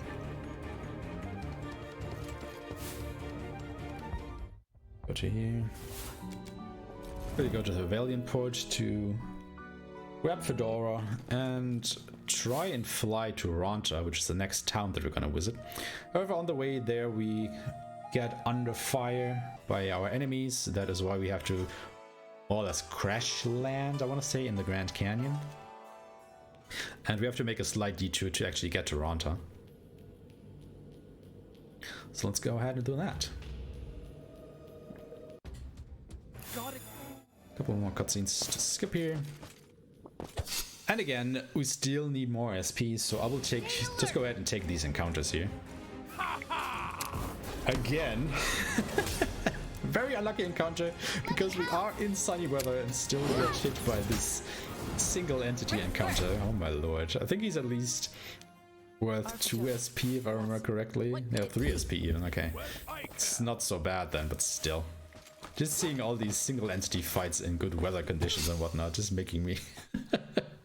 Well, I think this is a bit of a cursed run here. Anyway, we opened that chest. It has a life core inside of it.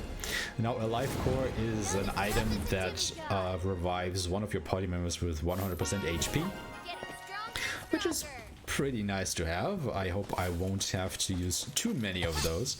But again, this is a JRPG speedrun. We will be under-leveled for a good part of the run, and we are starting to approach the territory where our characters are basically glass cannons. Like, it's gonna be a miracle very soon if we even survive one hit by an enemy anymore. So yeah, revival items may start playing a very important part very, very soon here. It's over. But for now, we're just gonna make our way through the Grand Canyon, fighting a couple enemies along the way, Stay alert. and hopefully arrive in Ranta before long. I have to keep in mind, also maybe I could just take the moment to explain how... No, wait, I can do that later. I can do that in a grinding session because I can show that off a little bit better there, because we nearly made our way to Ranta, actually. Now that I think about it.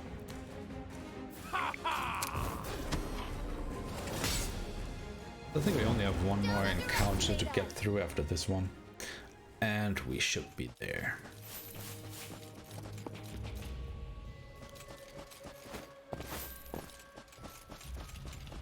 The noises feel like a distant memory. Also, pay heed to the conversations our characters are having. You can read the text bubbles, the text boxes rather, at the lower portion of the screen whenever we are out on the field. Let's just say that after a while, the game just is not able to catch up with us anymore, and our characters will start commentating on events that have happened minutes in the past, which is, you know, kind of starting to tell you how fast we're going. Because obviously, you know, the game wasn't exactly optimized for speedruns. But now we have made our way to Ranta. We're gonna make another quick shopping trip, just stock up on everything that we may need, which is indeed not very much. I just saw. But we're gonna have another quick talk here, then we're gonna go into the weapon shop, buy some more things. Welcome. Get a Rassilus, 2 Kangs, and a Sham. Gonna get 2 bucklers. And we're gonna get, wait, cotton mantle and 2 cotton ropes, yeah. Okay. Now we're gonna visit Cress's home, because this is her hometown. We came here because she was worried about her family. And her mother challenges us to another J-Star duel here. You can actually tell that this run has been gone not exactly optimal, because I should have a couple Migalov tokens at that point. I have 0. And you basically always get one if you defeat a Migalov, so... yeah, going great. Anyway, it doesn't matter if we win or lose this. This is just basically to show off, I want to say, but we did indeed win, because she has very bad tokens. We get nothing for this, so, I don't know, do what you want. We'll just leave Ronta again to go back to the Grand Canyon, so we can now make our way over to Virgo Temple, which is the next temple that we are gonna tackle in the game and in our speedrun. Another cutscene here, and that we just retrace our steps a couple screens. You might have spotted it earlier when I actually already passed it. And then we'll go into Virgo Temple. It's not this point. If you can climb those platforms, but you still need another ability at the top to grab a chest with I think it holds an elixir. Let's fight. So, another single entity encounter. My god. The RNG gods have conspired against me. I'm not happy about it. What is this run? Anyway, making our way up top through this door, and we are basically at the foot of Virgo Temple right now. Which will be the 3rd temple, if you've been keeping count, that we'll go through. But lo and behold, once I actually set foot into Virgo Temple, I will immediately teleport out again, because we will start our 3rd grinding session, and it's probably gonna be the longest. So yeah, if you thought that you know, the other grinding sessions were long, well, sadly I have bad news for you, because it's gonna get a little bit worse. Well, I don't want to say it's worse, but well, you will see. Anyway, what we're gonna do here, we're gonna go to Caden and equip the Monster Bait ability. Now what Monster Bait does, it immediately lets me get to a random encounter at the press of a button. So I don't have to run around the map anymore. In order to find encounters, I can just press a button right where I'm standing and get into one. Before I do that though, I want to retrace my steps, just I think it's 1 screen, and grab the quest item that we need for Ophern. Right here. Which will also initiate an encounter. Stay alert. We just have to kill these guys. And since we are in bad weather, I will just immediately teleport back and see if we can get better weather where the teleporter is, because every time you walk over a teleporter you get an autosave, and I do want to kinda do an autosave in the grinding session now and again, just for safety reasons, in case things can go wrong, because they can actually go wrong during the grinding session. Alright, got good weather. So this starts our grinding session. So strap in everybody, because this won't end until I see 1200 SP on the last year. This will take about well, at the rate that we're going and the rate that the RNG is treating me, probably half an hour. So yeah, enjoy me pressing buttons and slower. If you have anything to plug, now is a really good time. Let's fight. Well, I mean, I know I've been saying this a lot, but like I said, you guys really should get those donations in. You know, I haven't been able to read anything this entire time. But while we are also sponsored by Chopperfish, we are also sponsored by Team 17. Team 17 are an independent indie developer and publisher, they've kindly provided us with some awesome grand prizes, such as Team 17 and Playside's Playside Studios Dark Fantasy Survival RTS Age of Darkness Final Stand, which is now out on Steam Early Access. So definitely go check that out. But do visit the team17.com to check out their full roster of indie games. They have some. If you've been watching some of the ads we've been having, they have some amazing games. So definitely do check those out. They are amazing. But we do have plenty of bid wars and incentives as well. That I believe like most of these have been met as far as I know, but we still have plenty of bid wars. Like for example, in his Inception, you can choose the art style of 32-bit or even 8-bit. There's currently a bid war going on for it.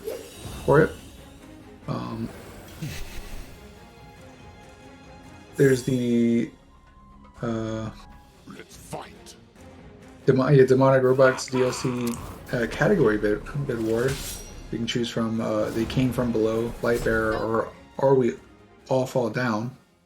Again, bid war for that. And we also have plenty of prizes, such as the Mega Games Pack, which has contents of Blasphemous, Greek Memories of Azure, Nardo Boy, Neon Abyss, Ukulele, and the Impossible Layer. You know, so if you donate for at least $30, you can be put in for this prize.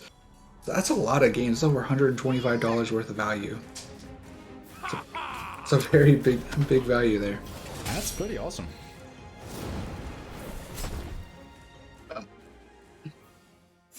Okay, there's also the Big Games Pack where you can get Inmost, Wargroove, Pathways, and even Starbound. You know, this one's not as worth as the Mega Games, but this one's still worth over $70 a game. And only thing you have to donate only for $20. So I'd say you get a pretty good deal there. Absolutely. So yeah, and you can also be entered as many times as you want for these as well. So I just want to point that out. So the medium pack, games pack, where you can get Wargroove or Pathway. Both of them are being given away. So if you do donate at least $10, you can win one of those. There's also the small games pack where you can win either Inmost or Starbound, getting $5 for that. Or there's even the tiny games pack where there's two sets for Starbound. Again, you donate $250, you'll be able to be put in for that as well. So again, just get those donations in. Helping an amazing cause. So for anyone that might be new, Indiethon is raising money for Child's Play. Child's Play was founded in 2003 by Mike Carlhook and Jerry Hawkins in response of how video games were portrayed negatively by the media. Today they provide toys, games, and technology for over 185 hospitals worldwide to help improve hospitalized kids' lives. They also provide grants to hospitals to help maintain entertainment equipment and to research new ways that technology can help children during their hospital stays. Visit their website at childsplaycharity.org to learn more about their efforts. Let's fight. Oh boy. So, while Sloa was reading all that, a couple of things happened. First of all, I finally defeated my first Mikolov for the run, which is pretty good. I feel good about that. And you saw me use the Goaty ability there and not Omniforcio. The reason just being that Omniforcio is not strong enough to pierce the Mikolov's defenses so I can kill it. Goaty, however, is an interesting ability. What it does, it's a Dark Knight ability, and it drains all the HP of your other party members down to 1, and the amount that got drained gets applied as damage to the enemy, and it bypasses defenses. And that is basically my way of defeating these Mikolovs. Battle. Now, obviously, you would have to go ahead and wait a little bit for your after the battle for your HP of your party members to regenerate, but I instead just go to the menu. Excuse me, and use an Omni Potion to heal them back up. After that, we got into another fight with a Mikolov, but sadly it just cast the Flee ability on me again, so I was not able to kill that. But after that, I had basically the worst encounter that you can have here, and is the reason why I want to try and keep my HP topped off. And that is the encounter with the 8 bugs, and they got a surprise attack on me. And the reason for that is, remember, I'm not using my sword to engage these encounters. It's just counting these as if I were to run into the enemies. So I can get surprise attack here. And if I get a surprise attack against these 8 bugs, all of the 8 bugs go before me. They deal high amounts of damage to me, and if I'm not topped off or near topped off on HP, they can very easily kill me. But what happened there is, I got a surprise attack. They managed to kill Arpeggio, which has never happened before to me, ever. But since Arpeggio is the only one who is faster than them, they got another whole round of attacks off before I was able to act again. And they nearly managed to kill me, which would have been a game over and I would have to start the grind over. So, we were very lucky there. Oh my lord. This run is something. Oh lord. Anyway, we made it through. I guess I would just have to be a little bit more cautious about my approach here now. And so how this grind works is I will just repeatedly engage in encounters and just use most of the time Omniforcia with Arpeggio to just wipe out the opposition immediately. And I count 1 round of grinding whenever Arpeggio runs out of MP and I have to go to the menu and use ethers on him. Every time I do that, that is 1 round. I will have to do about 12 of these until I have enough SP to continue on. So we have done 3 so far, so you know, we're about 1/3 through this, about to approach 1/3. And obviously I am hoping to encounter a couple more Migolovs that I will actually be able to kill. On average, I get about 8 kills of those guys during this grind. I have gotten 1 so far, so again, RNG is not exactly kind to us.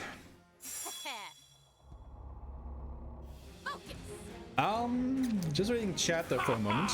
The haha is basically, you know, every time one of your characters gets his or her turn, they have this little sound clip that plays, and Arpeggio's is just this haha sound. And since he's our fastest character, he gets to go first every single time in every encounter. That is basically the one sound that you're gonna hear the most during this grinding session.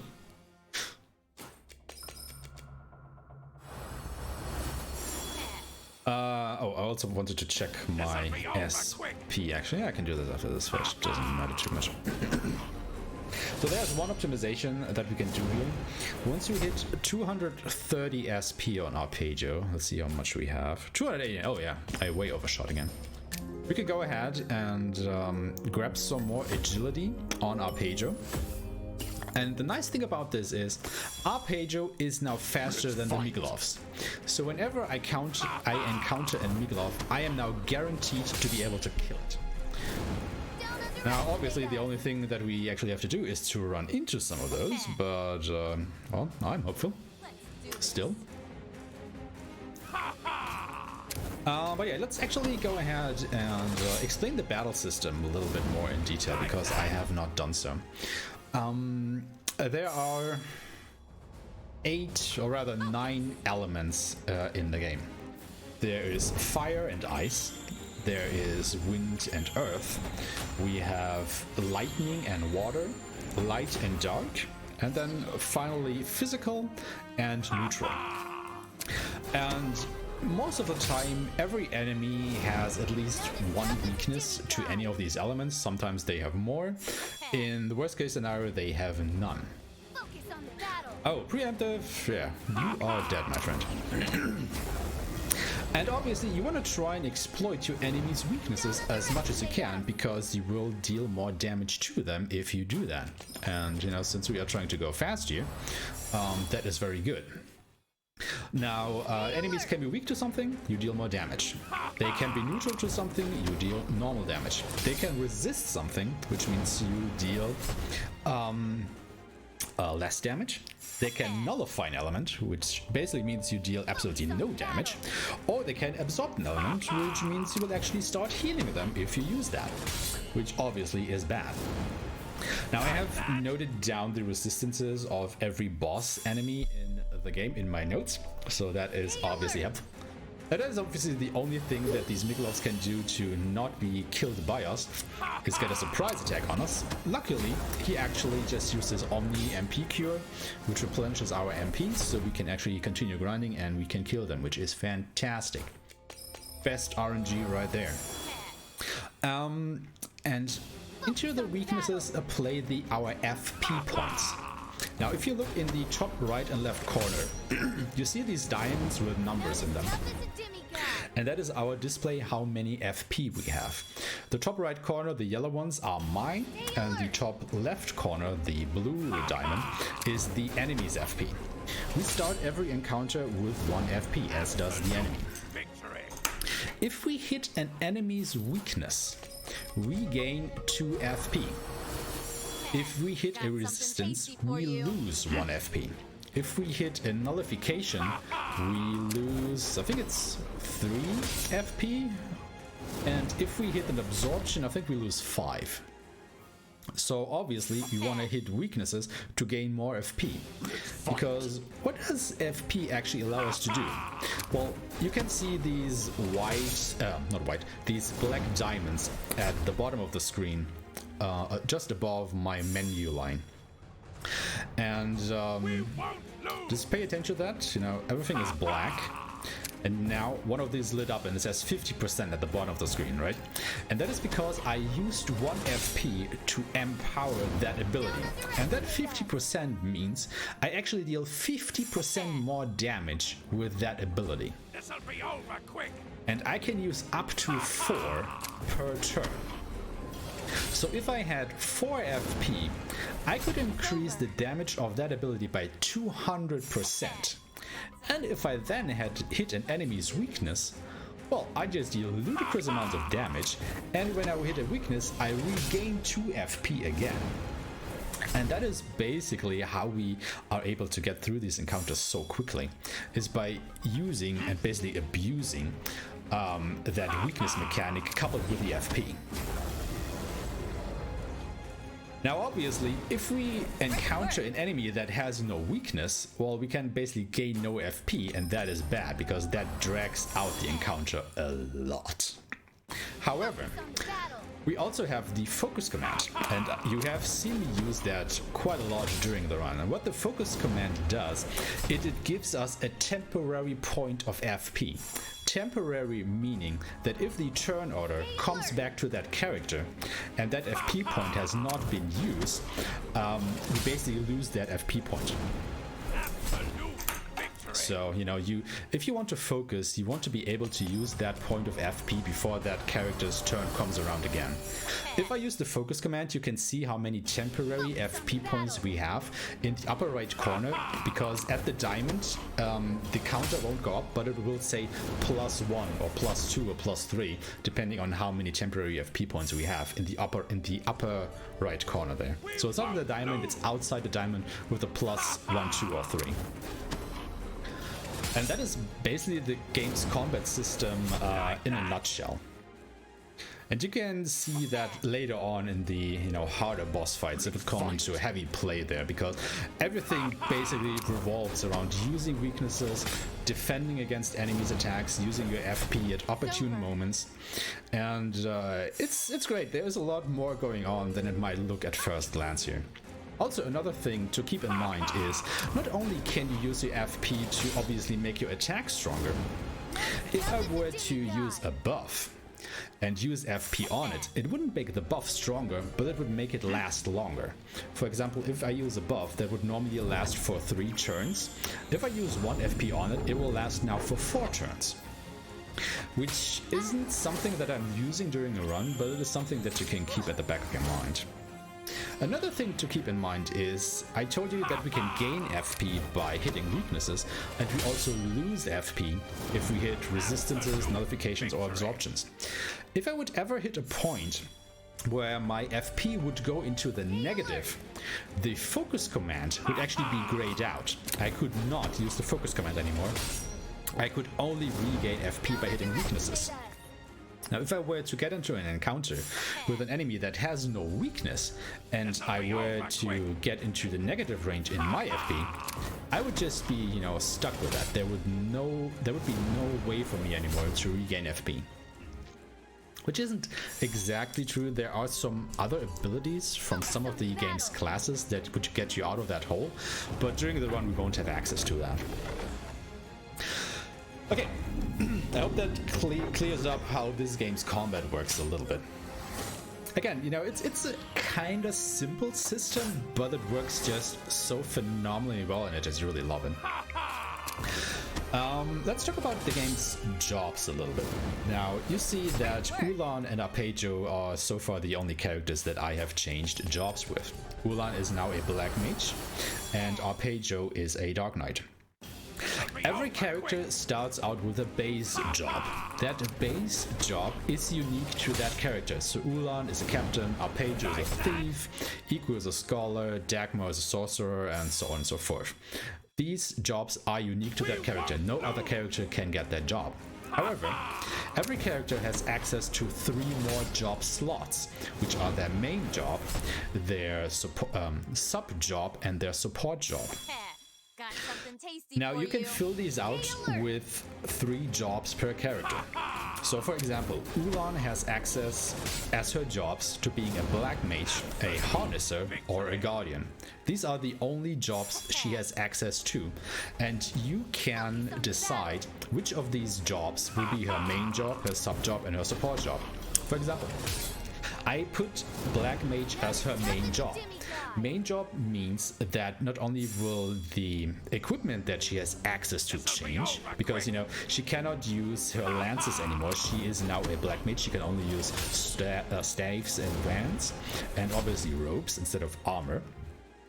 But having her as a main job Black Mage also means that I gain access to the full Ascension tree, the Sphere Grid-like progression stuff that we do. I gain full access to that. All the stat increases, all the abilities, and all the passive abilities of that job. If I later select a sub-job, no, I can still select the Guardian or the Harnesser as her sub-job. The sub-job only gets access to that job's abilities. So you do not gain access to further stat increases or the passive abilities of your sub-job. And the same thing holds true for the support job, only that the support job only gains access to that job's passive abilities. So you do not gain the main abilities or the status upgrades. And your choices there are permanent. Once you have locked in your main sub or support job, that is permanent. You cannot change that ever unless you restart the game. So keep that in mind when making your selection. Which also means if I make a wrong choice with my jobs during this run, we are basically dead. Because I have no idea how I were able to complete the run if I select the wrong job. So I will absolutely make sure that I select the right job when I change my jobs. So why do we select the jobs that we do? Well, I think it's pretty clear why I have Arpeggio as a Dark Knight at this point. He is ludicrously fast, he goes before basically everybody, and his Omni Forcior just absolutely wrecks random enemy encounters. I mean, what else is there to say, right? We have Ulan as a Black Mage. simply because she is one of the most potent damage dealers in the game as a black mage. Which is kind of strange to think about because she starts out as more of a tank-like character as a captain. However, because she has the one-on-one ability, passive ability, that decreases her strength but increases her magic by 30%, that, you know, it's part of her base job. No other character in the game has access to that ability, and that is such a massive damage increase. It is ludicrous if you do not take that and make use of that. Because the way that the damage calculation works, it's basically exponential.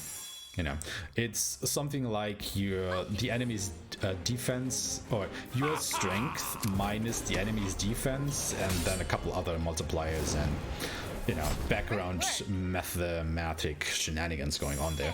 But what you can keep in mind is, the more strength or magic over the enemy's magic defense you have, the more damage you deal, and that grows exponentially. So it's not a linear increase, it goes up exponential. So for example, if an enemy, and I'm totally this could be really bad. Oh lord. I forgot to fill up on HP, and we got a surprise attack here, so...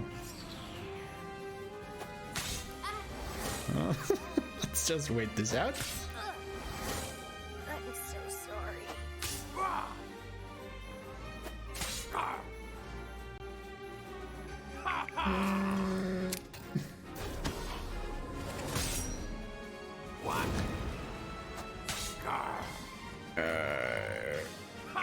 You know what? I'm actually gonna do...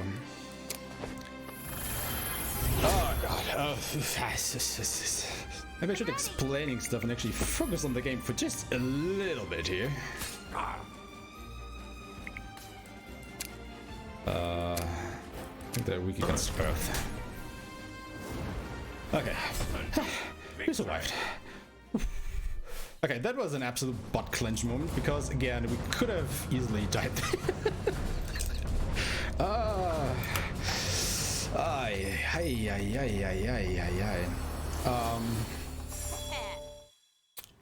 Okay, where were we? I have completely lost my train of thought there. What was I explaining? It was something about the jobs, wasn't it?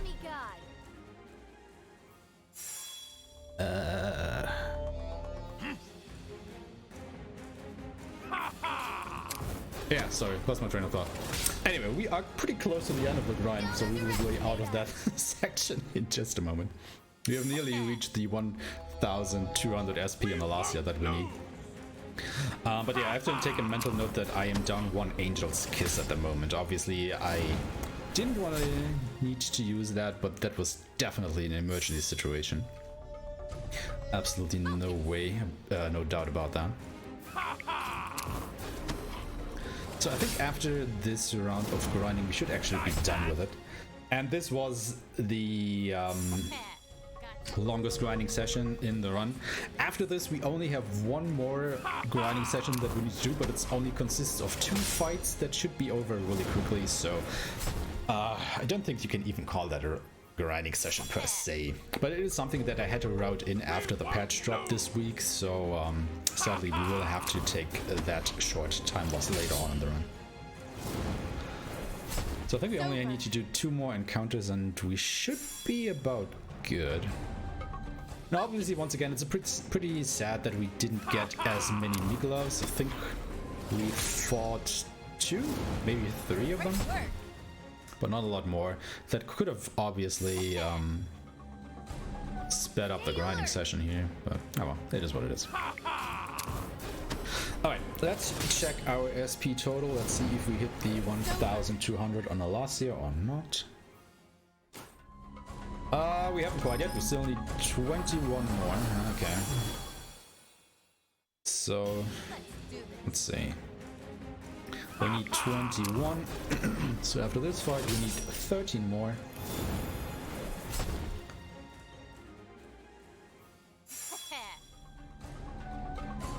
Focus on the battle.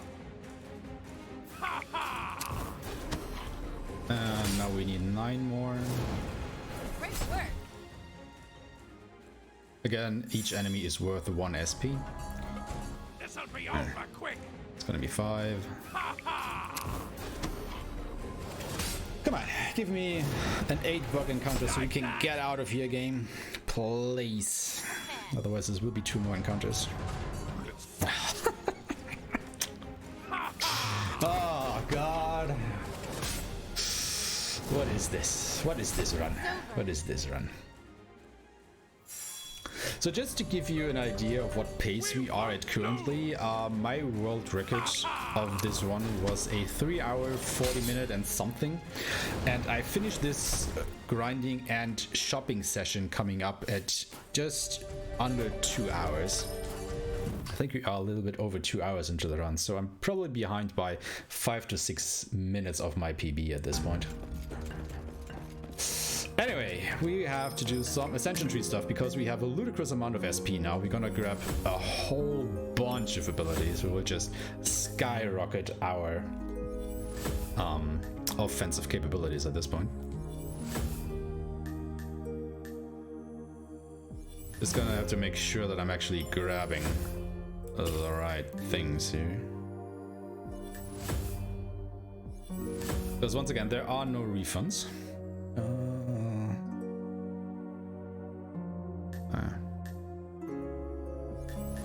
So sorry if this is a little bit slow, but seeing how this run goes, I just want to make absolutely sure I grab the right things. Don't want to make this any worse than it already is.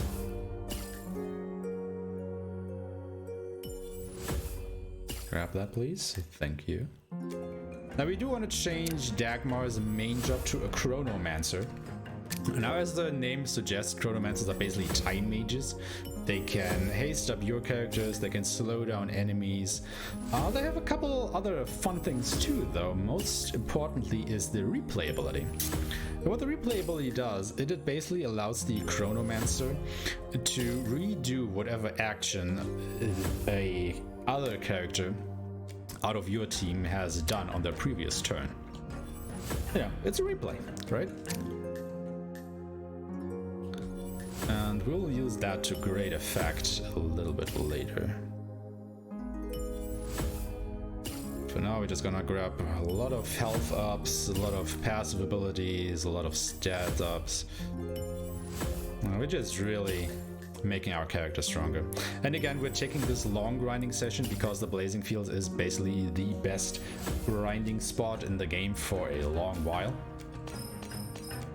So there is basically no reason to postpone that. Just immediately when you have access to the monster bait ability, just go for it.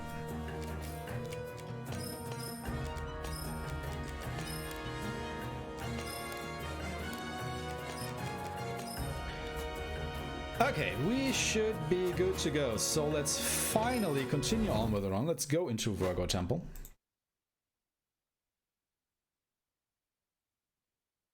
And, well, let's play around with our new abilities a little bit, shall we? This'll be over quick.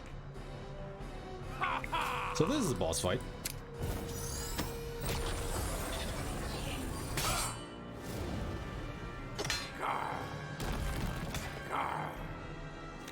As you can see, we actually take very little damage. Go.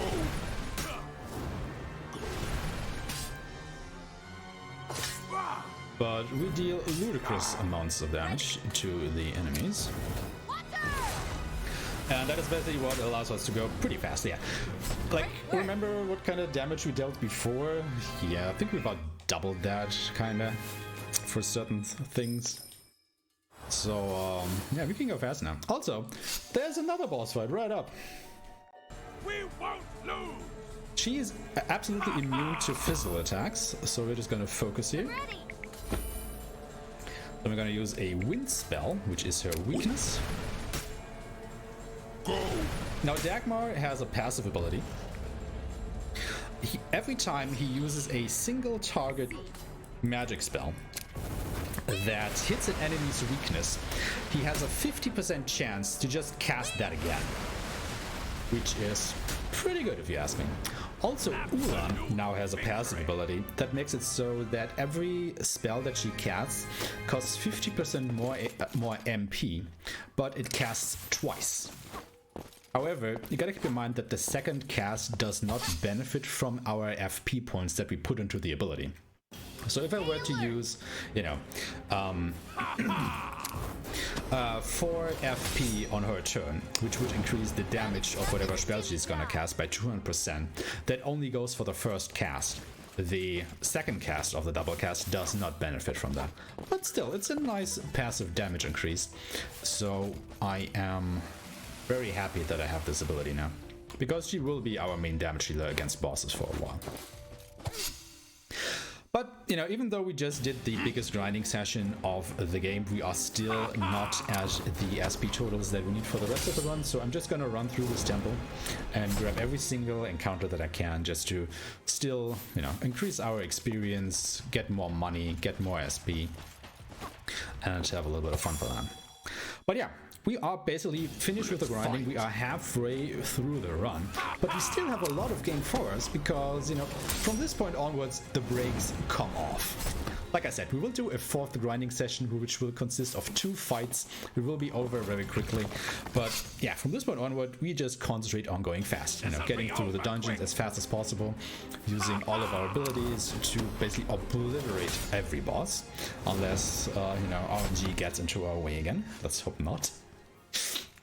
But yeah, this is finally the point where, everything comes together, everything that we have worked for, everything that we routed in, and basically the fun of the run begins. I just cannot say it any other way. Every time I come to this part in the run, it's just getting more fun by the minute because, we can finally go fast. We have grinded all that we needed to, and we can finally enjoy the game.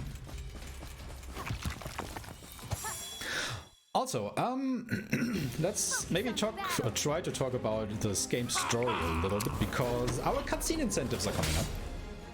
So the story of the game is we are in the land of Orcanon, and we are the 333rd company of demigods.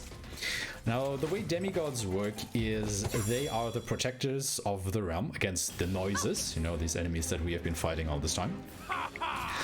Because we have been basically equipped with, godlike powers, but since we are still mortals, we are demigods, right? Makes sense. Where the hell am I? What? Excuse me? Game? I was in a completely different room before that fight.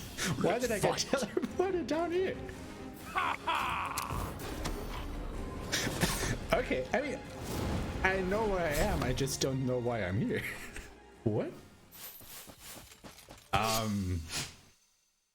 Okay, so this has sent me back like 2 rooms or so into a portion of the temple that I normally do not visit during the speedrun. So this is not a good find. What? Okay. Let's see if I can remember where the exit to this room is. I think it's up here. Yeah. Why did it put me down there? I was up here fighting that enemy, right? Why did it put me down below? What? Man, this game is just throwing all kinds of curveballs at me. But I'm more interested in Okay. Well, that is a thing that happened. Anyway, we got the earth power for our ring, and as you can see, it allows us to summon these statues. And coincidentally, this is the most broken ability in the game. For one simple reason.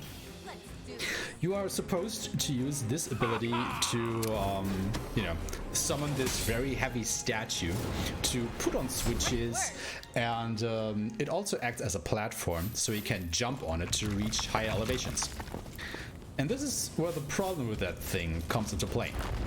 you know, you see it put me here on this on the button, and then we can continue on. Because very soon the game will teach us that we are also supposed to use this ability mid-air, because you can make it so that it crashes through certain floors, so we can continue on, right? And you put it up as high as you can, so you actually have a lot of power to, you know, push through the floor, right? Makes sense. It's physics. And let me actually go ahead and demonstrate that to you after this fight, because this is where the game actually teaches us about this ability. It's right here. So we summon it in midair, and it will punch through the floor here for us. Okay? So it is intended that we are able to summon this statue in midair.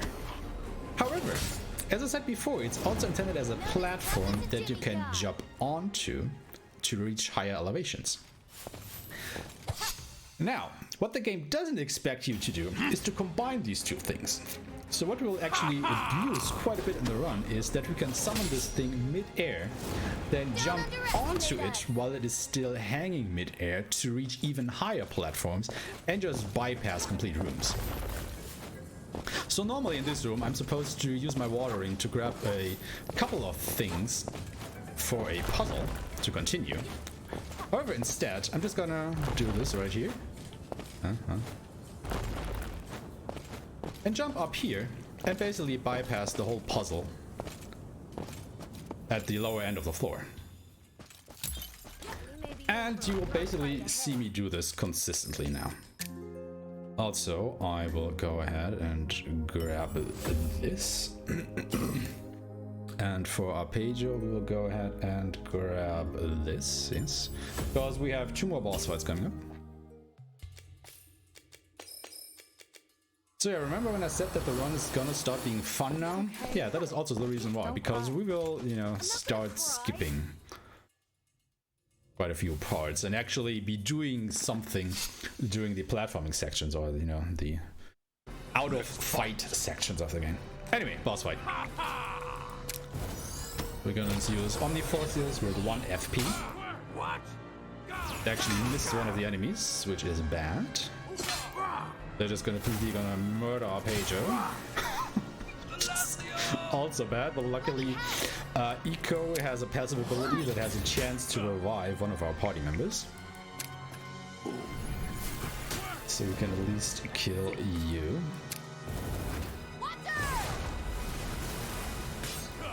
So the thing you gotta keep in mind with the force spells. Force spells are neutral element attacks. They basically bypass all weaknesses, resistances, and what have you. Could you stop doing that? What is that guy? This is just dragging out this fight. So they are neutral element, however they are still counted as a physical attack in the sense that they scale off of strength and enemies can evade them. Now luckily we had the thing happen where one of the enemies completely evaded the Omniforces spell, which was a bit bad, but well, here we are. Anyway, we are gonna fight Shala in earnest now. She has 6 phases that we have to get through. The first 6 are we are just gonna try and get her out of her stone shell right here. Now do keep in mind she is immune to physical attacks, so we have to use magic attacks here. I should have used a couple of FP on him actually, now that I think about it. Ah, well.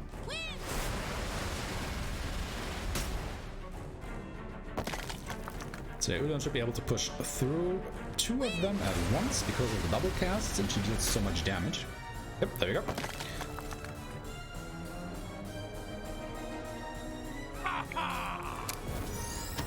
Another one from Arpeggio. I think we are on phase 6 or so now? 5, sorry. No, 4. Oh my god. I can count. Now we're just gonna replay Ulan. Because remember, Dagmar is a Chronomancer. He also got his Fierceness prog off, and this is the main phase of the Shala fight.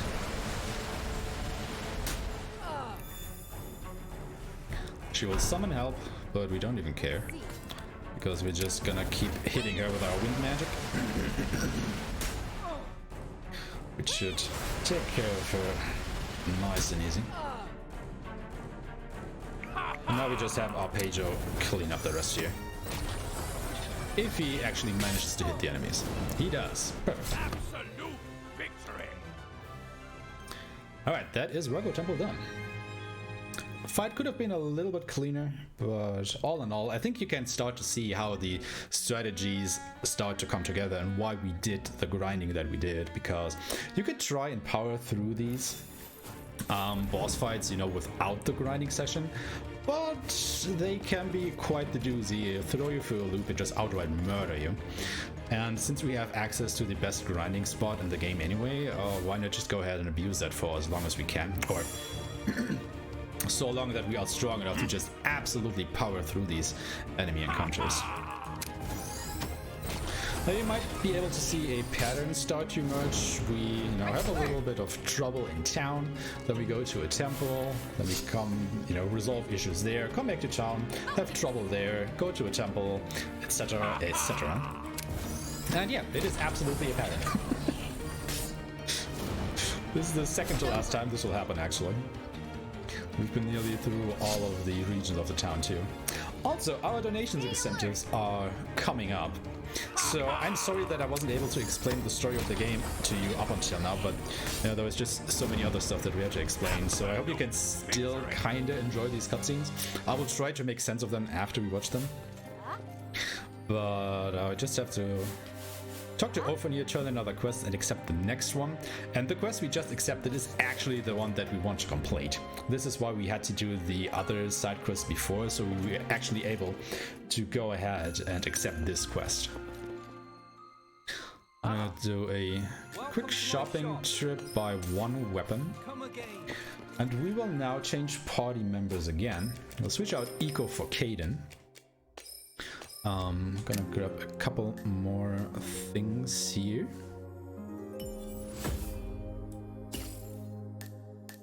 So I'll explain what we're doing. Just a moment. I don't have enough of that, sorry. Dagmar gets this, yes. So we're gonna go ahead and give Caden her main job. And she is going to be an assassin. Now, assassins are usually used to put all kinds of debuffs on your enemies.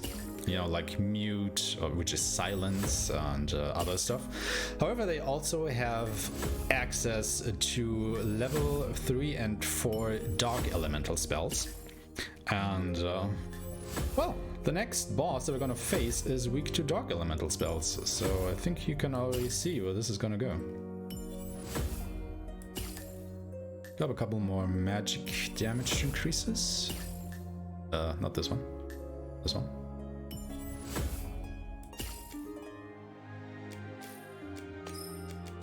Put the weapon that we bought on her, and we will continue on our way. So keep in mind one thing. All of the denizens of this world eat a fruit called Harmelon. Everybody eats those fruits, okay? Everybody. Ingrain that into your brain. Everybody eats the Harmelons. They are the fruit. So enjoy the fruitless cutscene. This is your donation incentive, guys. Livin's story got me thinking. We should give a name to our enemies.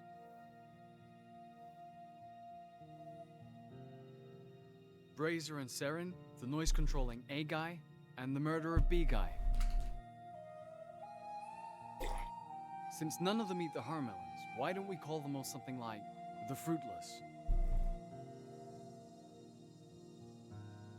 The fruitless. Those who reject the Harmelons. That works. We will defeat the fruitless and restore harmony to this world. Can't we come up with something better for them? It's not the greatest of names, but it suits them well enough. You got a problem with my creativity? Is this something we really want to fight over? Alright. That's it. That's the fruitless cutscene, the first part. And I just thought It's oh my god, you know, the fate of the world basically hangs in the balance here, and they are trying to come up with a name how they're gonna call their enemies, and they just settle on fruitless, and they even call each other out on being not that creative. It's just I thought this was really funny the first time I watched that, so I just wanted to go ahead and spread the love for that a little bit more. Because just the fact that the characters themselves are calling each other out on their creativity just, you know, had me laughing quite a bit the first time I saw that. And guess what? We are actually gonna meet one of those enemies, and he's gonna put a boss in front of us, and after that is the second part of the fruitless cutscene. So we're gonna fight Onus here. Once again, we'll use defense break. And remember, he's weak against dark, so we will use Amber-Rima. But Kaden isn't exactly the best magic caster. However, if we have Dagmar as a Chronomancer, and you can just go ahead and replay what Kaden did, except she is dead now.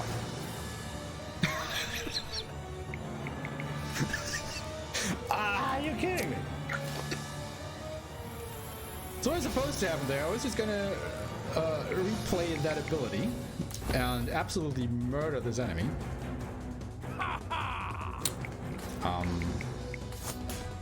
Let's just see if I can do it now. Okay, we're just gonna cast Umberima again. Again, this has never happened before. He has never... No way! He's killing her again! Are you absolutely kidding me? What is this run? Ready. Okay. I think I'm just gonna try and kill him with ice then. Oh my lord. Normally Dagmar just replays Umberima. Okay, enjoy this cutscene. You led my son astray. I'm gonna go into that fight after this. Your son. Leonard. Oh, him. Zaren's little errand boy. So, Zima is with you. Zima has his hands full. Why involve our families? To have a little discussion like this. Discussion? What the hell would the fruitless want to discuss? Fruitless. Is that what you call us? I like it. From now on, we are the fruitless. Kill your own So kind. yeah, that was the second part of the fruitless We cutscene. put chaos into motion. I'm just gonna skip this because we are starting to be a little bit behind here. But yeah, so you know, we just called our enemies the fruitless, and that guy likes it so much he's just gonna roll with it. And I mean, to be fair, if you know, if your objective was to upset the harmony of the world, and somebody would call you the fruitless because, you know, you've been called the fruitless because you reject the harmolents, which are the fruit which brings harmony. I mean, I guess I can see the intention behind it, but would you just be okay with being called the fruitless? I don't know, man. Like, that was just so funny for me because, you know, he doesn't even think twice about it. He just rolls with it. Yeah, okay, we are the fruitless now. So, yeah. Thank you, everybody, for donating money to watching these cutscenes. I think it's a good treat. And, yeah. We'll just continue on with this absolutely fantastic run, which doesn't go wrong at any one point. So we are in Leo Temple now, and Leo Temple is special in the way that it consists of only one room, or basically two rooms if you want, because it's an arena. So we are gonna do some arena trials here, and yes, this is required to progress in the story. So we will get into 4 battles back to back here, and we do that 4 times. So we have to do that 4 times. So keep in mind, between each of these rounds, you know, inside or between these 4 battles inside each round, you get from one battle to the next without interruption. You know, they just flow straight into each other, and you do not get heals between them.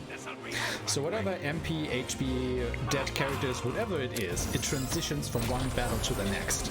And that is why we did all the grinding that we have been done. So that Arpeggio outspeeds all the enemies in the arena. So we can immediately go ahead and kill every enemy in every battle and just be done with it. You know, except for these rats, because they have a very high evasion stat. And again, since the force spells count as a physical attack, they can be evaded. So sometimes some of these dark rats will survive our onslaught here, but all of the other enemies should die every time. Guaranteed.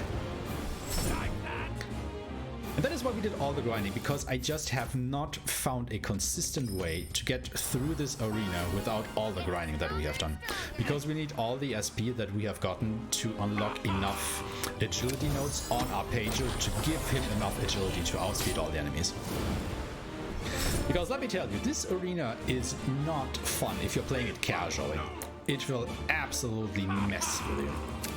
Because all these enemies have very high HP, they have very high attack values, they all have different kind of resistances, so you're just struggling to have all the necessary spells ready.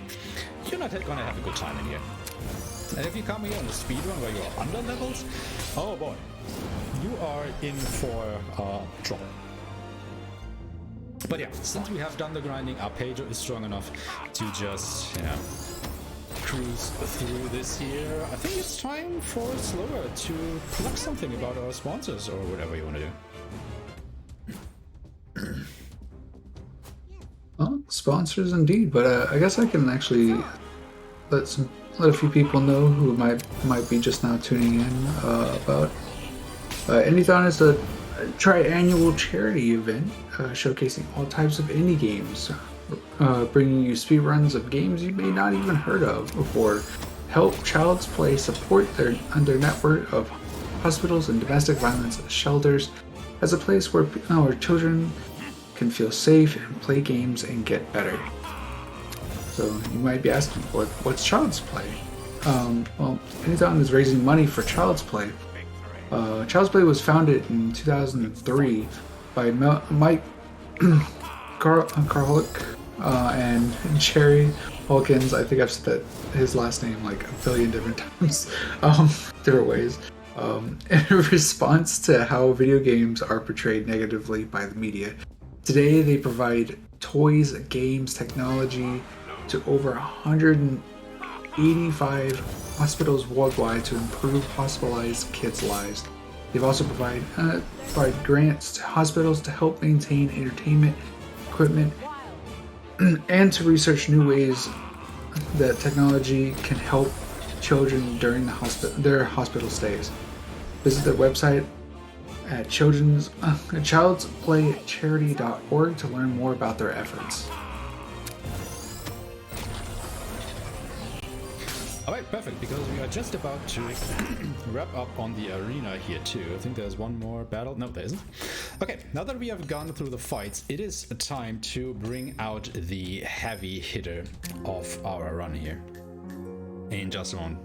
Because, you know, you've seen Arpeggio and Ulan basically carry us to victory for most of the run so far. So it is time to bring up the next best character, which is gonna be Alec, and we are gonna unlock his main job as a warrior. Now Alec has just absolutely ludicrous strength growth, especially as a warrior. And as a warrior, he also has access to the triple slash ability, which makes it basically so that he attacks per turn 3 times for the cost of quite a huge amount of MP, obviously, because it is an ability. And this is actually what got fixed with the recent patch that I was trying to not download before I ran in this marathon, but yeah, I explained earlier my PlayStation had a mind of its own and did it anyway. Because there was, I have to say, a little bit of a bug with the triple slash ability, which was quite in our favor as speedrunners and players of this game, but it is not anymore, and I will explain what that was in a moment once I have set up my characters. because we also have another boss fight coming up right here. Oh no, wait, no, we have the boss fight. What am I saying? I haven't fought the boss yet, because it's this guy again. He acts a little bit different than he did last time, because he now changes his weaknesses. And the fight before, it was set in stone, but he will always make it so that he is weak to fire on the first turn. So we're gonna get a few FP here, and then we're just gonna use triple slash with Alec, and we should absolutely wreck him. And the thing with triple slash was, and emphasis on was, that it was bugged in a way that we could overkill an enemy. And what that basically means is, let's say for example that an enemy had 1000 HP left, and I would go ahead and deal 3000 damage to it with triple slash. You know, basically 3 times the amount of health it had left, or more. I would have killed that enemy 3 times, and I would have gotten the rewards for that particular fight 3 times. And I went to the wrong thing because I need to go to Una first. So basically what triple slash allowed us to do, it allowed us to kill bosses 3 times, even though you're only intended to kill them, well, once obviously. And that is why we didn't need to grind anymore after this point in the run, because we're just trying to overkill each and every boss so that we get ludicrous amounts of experience, money, and SP. So we would have always enough SP to get the abilities that we want. We can't do that anymore, and that is why a little bit later in the run we actually have to go ahead and do 2 more fights to get the needed, or the bare minimum SP needed to carry us through the run. Let's finish this ASAP. So obviously that will lose a little bit of time, but it isn't as big of a deal as I thought it would be, which I am glad for. It's just, you know, it is definitely a time loss over the route I had earlier.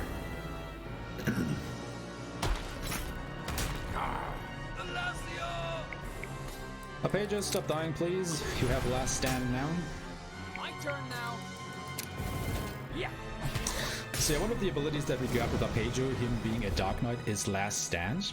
And what the Last Stand does is Arpeggio now has a 30% chance whenever he would die during a fight to, well, not die, and survive with 1 HP. So obviously we do want to trigger that as often as possible, because again, we are paperweights, you know, or glass cannons rather. We deal a lot of damage very quickly, but oh boy, don't look at us funny, because we will just straight up fall over and die. Also, I need to grab a little bit more strength with Arpeggio so he can get us through this area. But he doesn't have the SP necessary because he just died during this boss fight. Right. Ah. Okay. Didn't account for that. This'll be over quick. Well, let's see if he can still kill the enemies though. I mean, he should be able to. He is not. Well, he kinda is. So yeah, this is why I want to have a little bit more SP on Arpeggio here, so I could grab that other strength node so he could instantly kill all the enemies down here. Because I will just have to go through a couple encounters here to get to that value. Oh, that actually helps. Hello there, little one. You are just what I needed down here. Thank you very much, so I know that I now have the values that I need. The game finally taking a little bit of pity on me here and allowing me to grab that. Because yeah, we haven't fought a lot of these Miklovs during the whole run so far.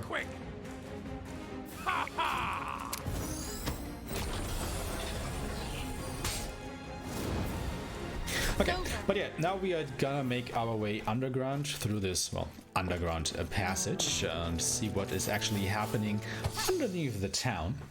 Oh. And yeah, we basically take all the encounters along the way here because in order to avoid them, I would need to be able to jump over them. But as you can see, the ceiling around here is pretty low. You know, it's a pretty cramped space. So I can't actually do that, so I have to take these encounters. Time to fight! I mean, I could jump over a couple of them, I suppose, where the ceiling is a little bit higher. But so far it is in my SP routing to take these encounters.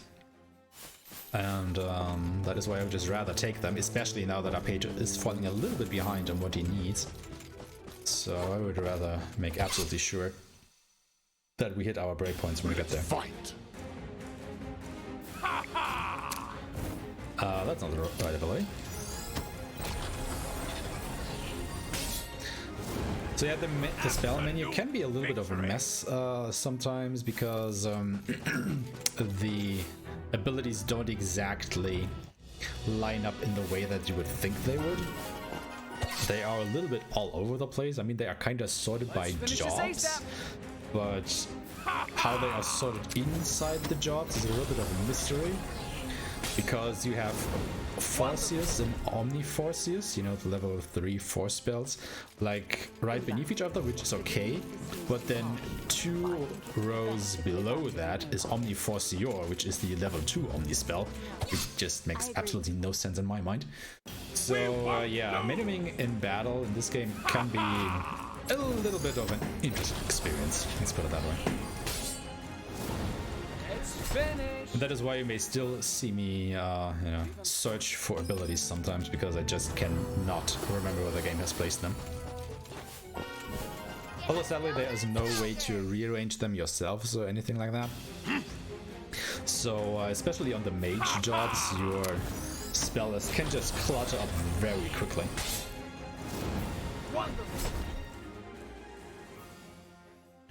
We're nearly at the end of this tunnel, and obviously we're gonna have another boss fight down there.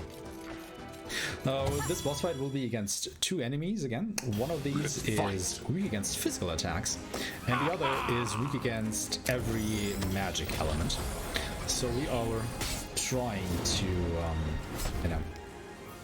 spread out our damage accordingly by having our Page or an Alec attack one of them, and then Dagmar and Ulan the other one.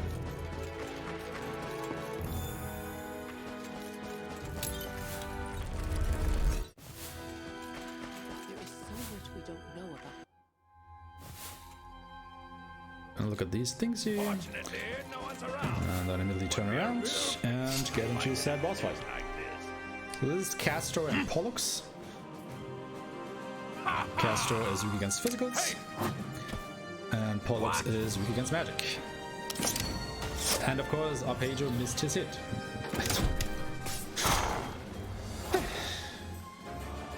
Well, at least he survived that.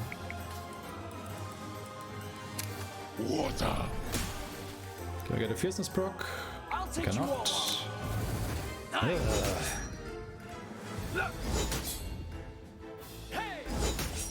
Also, as a Chronomancer, Dagmar now has access to another ability, which is Supplement. Supplement is a passive ability that makes it so he has a 30% chance at the end of his turn to simply go again. Which is very useful if it happens. Obviously. Go! Oh, come on, you survived with 700 HP? Are you kidding me? Hate to see it. I'm feeling kind of Okay, we're done down here. So we're just gonna teleport back to the entrance, because we have to notch another cutscene back here.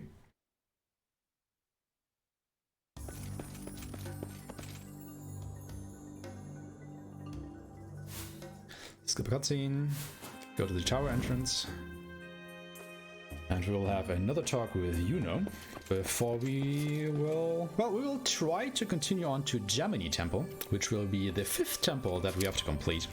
However, Gemini Temple is way up high in the air, and our trusty, steed, Fedora, actually cannot reach that, because apparently his wings aren't strong enough or something.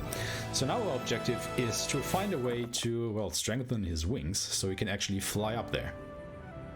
Which will be a little bit of a fetch quest, so to speak. Because we just think, you know, we could just feed them all the Harmelins in the world and maybe that will help, but spoilers, it doesn't. So we have to come back to the Oasis. And this is where we do our another grinding session. Because if you do use monster bait to get into encounter here, you will fight this thing.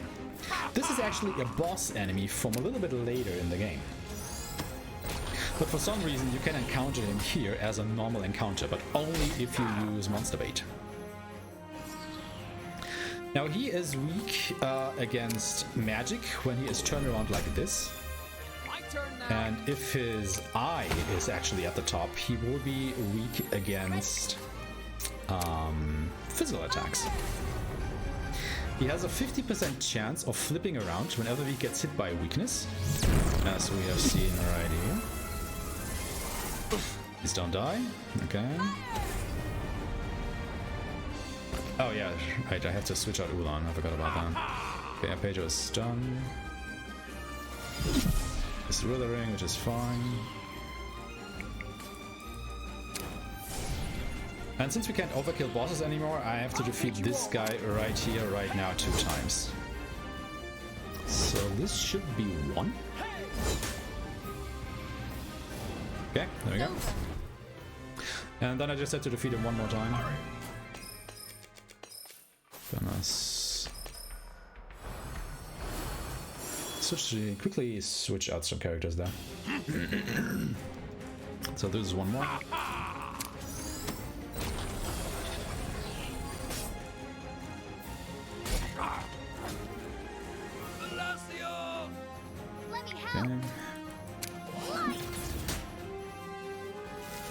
Okay, transform, that's good. Please don't kill Alec. You bastard.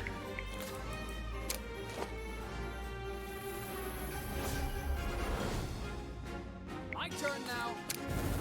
Nice. Like that? I don't know if this would kill. It should. Yeah, okay, there we go. Okay. 4th grinding session done, that was it. Switch Ulan back in, and then we take a look at the fruit.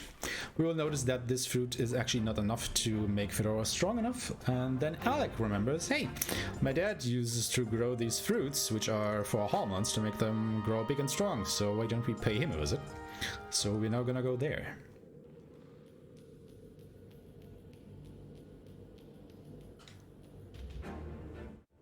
After we skip a bunch of cutscenes.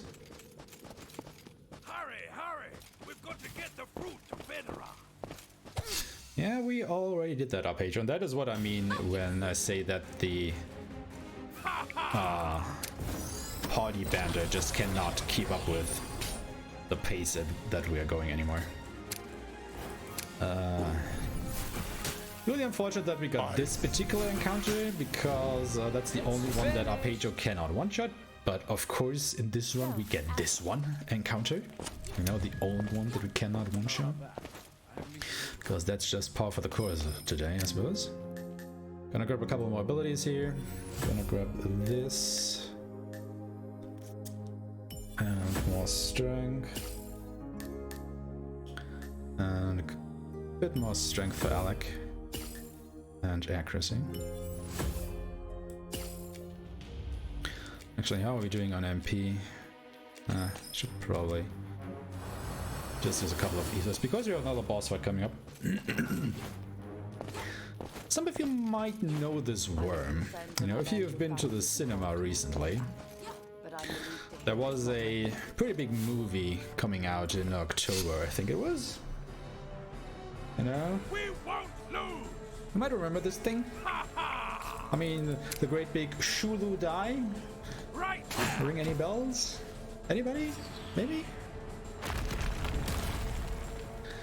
But yeah, he's an Earth Elemental Worm, he is weak to wind, so we're just gonna go ahead and abuse that heavily.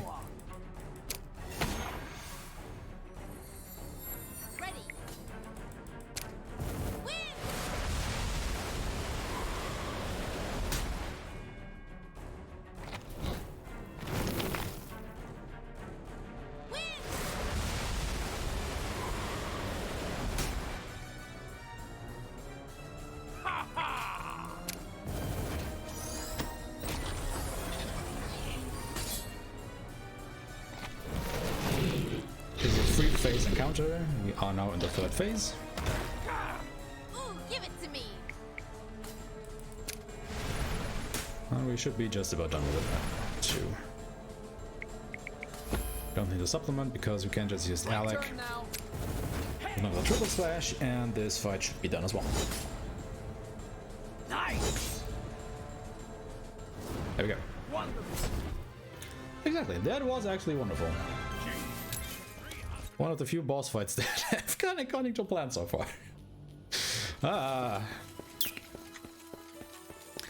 We're just gonna quickly make our way over to the orchard here, have a quick chat with Alec's dad. Oh wait, his dad isn't here, right? We're looking for his dad now. So we go to Earth Cape, and we'll have another boss fight.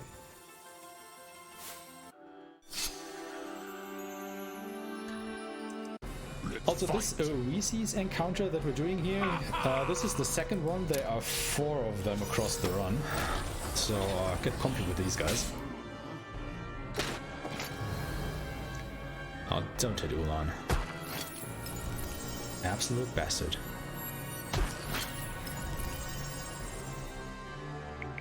They will always buff up on the first turn. Lock away.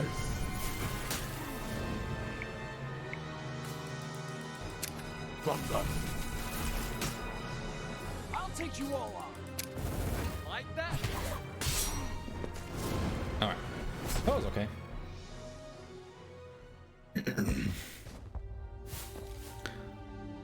Nobody died. That is the main thing I'm looking out for at the moment. And now we finally have the food for Fedora, so we can, strengthen his wings and we can take off towards Gemini Temple. However, on the way there, we now have this shmup section. So, if you like games like R-Type, Gladius, or whatever the hell it is, you might enjoy these. I think they're a really fun diversion, as part of the run, because you get to do something else. They're not too hard, but they can kick your butt a little bit. Because the problem that I think here is that Fedora controls really slowly. It takes quite a while to get him to, well, where you want him to be. So it's really, really hard to actually dodge these projectiles.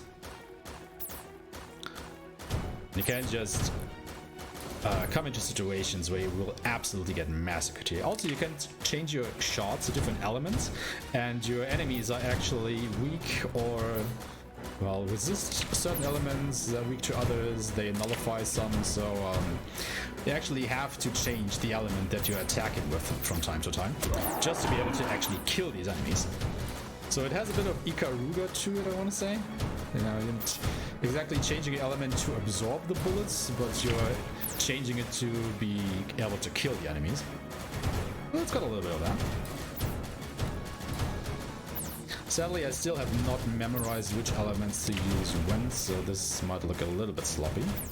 Apologies.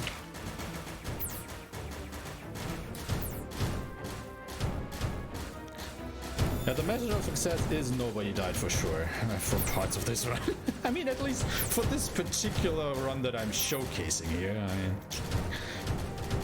I mean, I've had bad RNG during my runs for sure, but never on this level. Also, we have a boss to fight. We'll just fly right into her face and double pound her with our shots to quickly kill her. And now we are in Gemini Temple.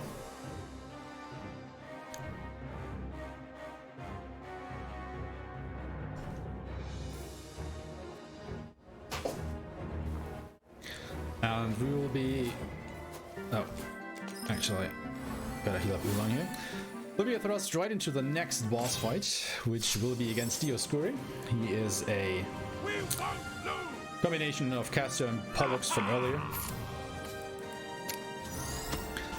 So when Caster is up, he is weak against magic. If Pollux is up, he is weak against physicals. And our friend just keeps on dying.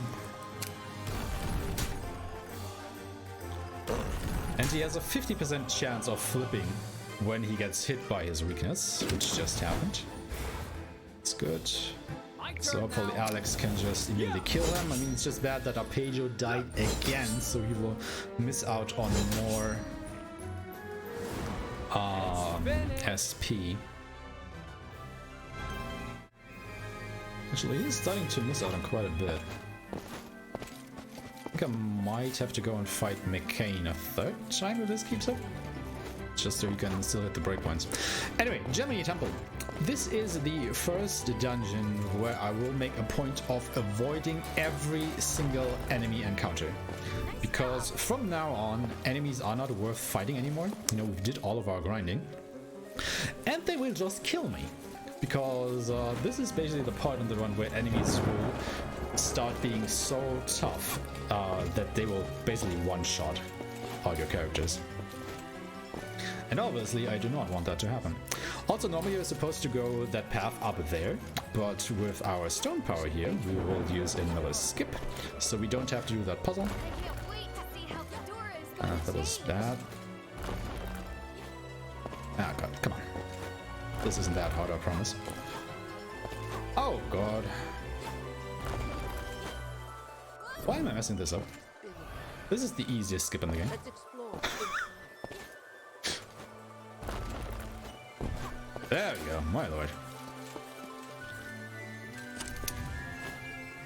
So this enemy just spawns right in your face once you get through that door, so it's very easy to take that encounter.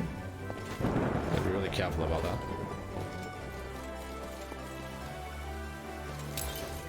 Now we've only made it into the heart of Gemini Temple here, and now we have to do some puzzles. And since this is a wind elemental temple, well, guess what? We are gonna have some windy puzzles here by having to navigate these boxes across these, well, kind of small labyrinth, but, you know, it will get more complicated in just a short while.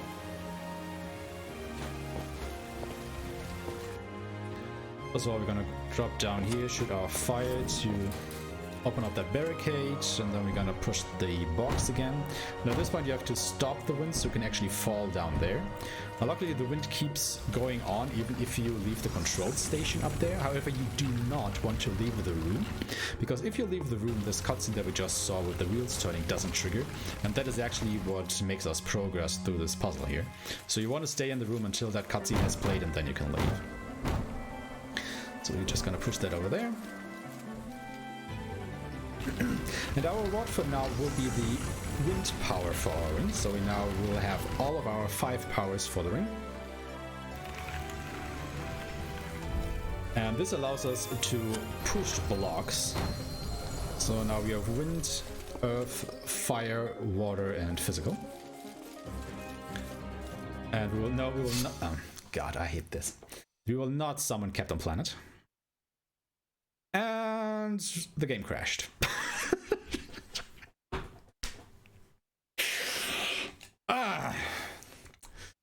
Welcome to speedrunning Astria Ascending, everybody. Okay, we didn't lose a lot of progress because this game keeps making autosaves. I think I just have to redo the 3 puzzles that we just did because we just passed the teleporter in the temple. The game is definitely showing itself from its bright side today. Oh god. You know, I actually think this is actually pretty great because you're getting the whole experience of the game here.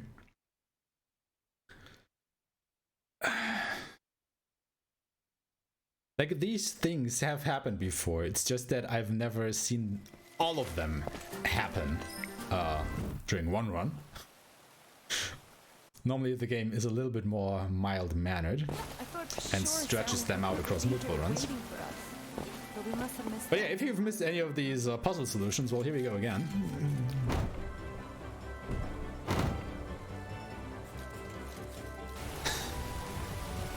Again, you want to watch these cutscenes, because that is the trigger to progress in the dungeon.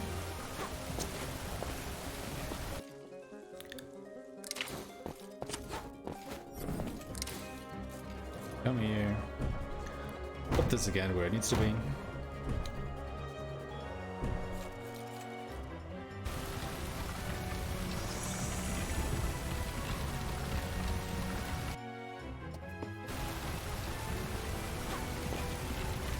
But yeah, word of advice, if you don't like RNG, then maybe don't speedrun a JRPG. What am I doing? Hello? Oh, great. Okay, saved it. Yeah, I pressed the wrong button there. I didn't stop the wind, I let go of the console controls. And that is why the wind kept on blowing. Luckily, we were able to save that pretty easily. And we didn't even lose any time, so it's all good. Again, we got the wind power. This lets us push blocks on our own. So maybe I won't at least get into this encounter this time, because this one is like right at the crest of this hill, and it's very easy to run into it, as I just demonstrated again. I just wanted to check if we get another game crash here. This was all intended. Don't let anybody tell you otherwise. Okay. Let's go now. Now this is another puzzle. We are supposed to go to the left and push a block down from up above to continue here, but instead we can just drop our own statue and continue on. Thank you, game. Okay. On to the last puzzle.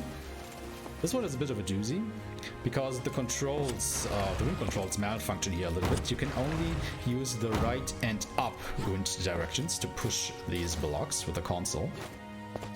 So we have to be mindful of that.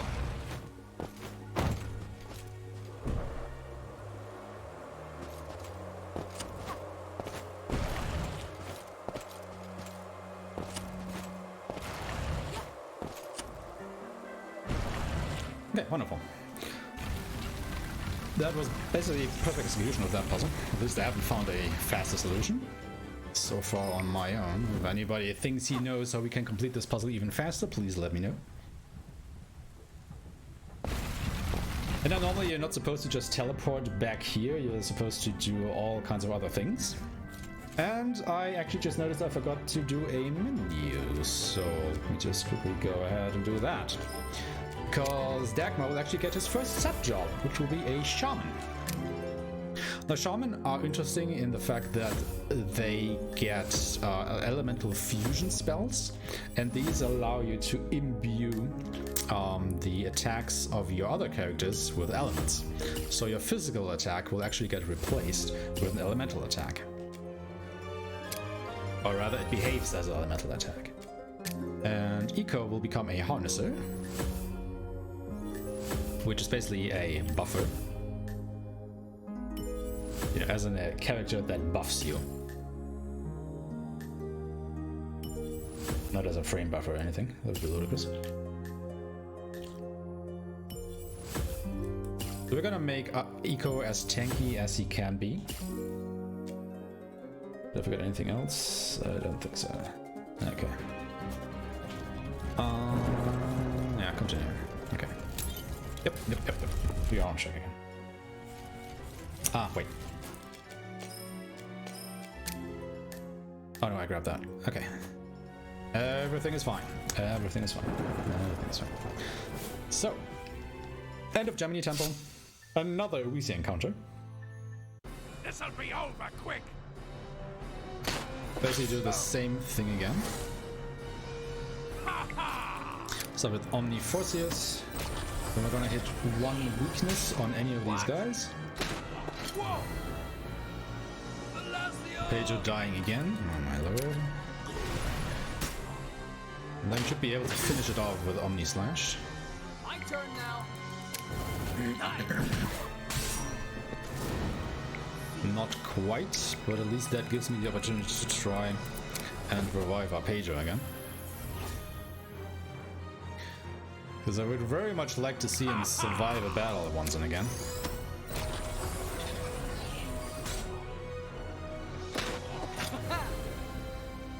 I'm a fool. Just trying to keep my party alive, and this is basically what happens if you quote-unquote go off script, or things just do not go according to plan, which is basically the same thing as going off script. What am I even saying? Rather, you can see how really tight the route is for this game. You know, if these things just do not go the right way, you're basically dead, and you have to come up with new things on the fly. But luckily we got through this encounter with all of our characters alive. That means that all of them get experience and SP and all the other wonderful things. So we continue all the run into chapter 11 out of 17. Now don't fret, the last few chapters are actually pretty fast, or short rather. So even though we might be over the 3-hour mark already, yeah, there isn't actually that much left in the run. Anyway, we're gonna do another shopping trip here. Gonna buy 2 of these. Gonna buy 1 of these.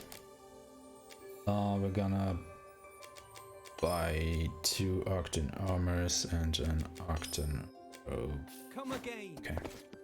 Now I think I will actually stock up on more revival items because I have been using quite a few of them and I'm getting a little bit concerned about that. Is that everything? Thank you. Is that everything? Thank you. Is that everything? Also, we need these 2 Omni Panaceas. They are required for the run. And remember when I said that we would go back to Ari's temple? Like, you know, we've been here like 2 hours ago or so. Now this is the point where we'll come back here. And yes, this is required for the story.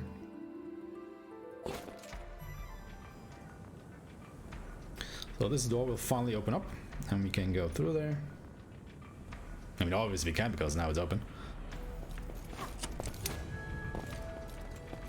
And we will go to a part of the temple that we have not been in before. Actually, the enemies here are also way more powerful than the ones that you would normally face in this temple, because they are different.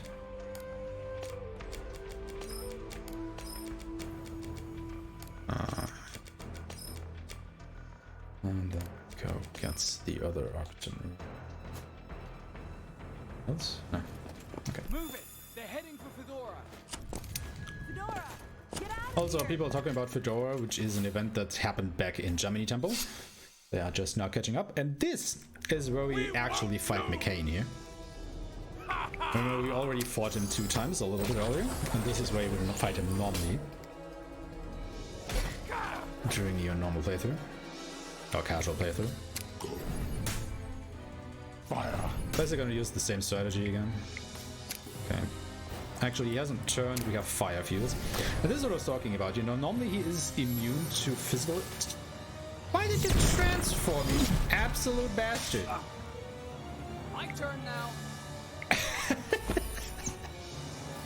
Ready. Wait, what? No, I wanted to... Oh, oh god. Ah. Okay. Everybody just defend. So, by using the fire fuse, Alex's attack would have been a fire attack now. Because, you know, when this robot part is at top, McCain is immune to physical attacks. This is going beautifully. However, since he didn't change around when I pelted him with the magic attacks, again, that has a 50% chance of occurring, I thought to myself, you know what, I can just use Fire Fuse on Alec to make his physical attack a fire attack, which is a non-physical attack, and then I can just kill the guy. But no, when his turn came around, he decided to transform anyway. Oh gosh. Anyway, we have now completed 5 out of the 12 temples in the world. The game opens up at this point, and in order to progress with the main story, we have to complete any 3 out of the remaining 7. So you can basically decide for yourself which of the remaining 7 temples you want to tackle now. Again, you only have to complete 3 of them, so you will never have to complete 4 of the game's 12 temples in order to complete it. They are optional for all intents and purposes. And this is probably a good point in the run to tell you how the main jobs are actually acquired, or jobs in general are actually acquired. Every time you complete a temple, you get 2 crests. For the first 4 temples you complete, you get 2 main job crests each, so each of your characters can get a main job. The next 4 temples that you complete, in any order, will give you your sub-job crests. And the remaining 4 temples that you complete will give you your support job quests. Since we will never complete 4 of the 12 temples, we will never have access to our support jobs in the speedrun. Only to the main jobs and the sub jobs. So at this point in the run, I could give everybody their main jobs if I wanted, because we have completed 5 temples. But I'm not going to, because we're not going to use everybody of our 8 characters in the run. It's finished. Also now Dagmar and Eco have their sub-jobs, so we have no more sub-job quests at the moment. Also, we're gonna come back here to Pisces and Virgo Temple to complete part of the side quest that we have taken on from Ofern quite a while ago. It's finally time that we can do this. Because the next temple, the next story temple that we're going into, which is going to be Scorpio Temple, will have the last part of this side quest. We wouldn't have been able to complete the side quest before we have access to Scorpio Temple anyway, so we might as well just go ahead and complete the necessary steps for that right now. One more thing we have to do, we have to come back to Harmonia and talk to Nobi, which is this lovely lady right here. And I'm just gonna go ahead and switch out my party already. Make the necessary preparations so that I don't forget to do this later.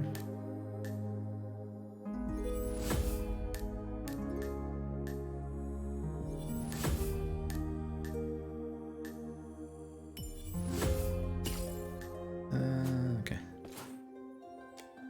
So now we go back to the swamps. On the water area of the game, so to speak.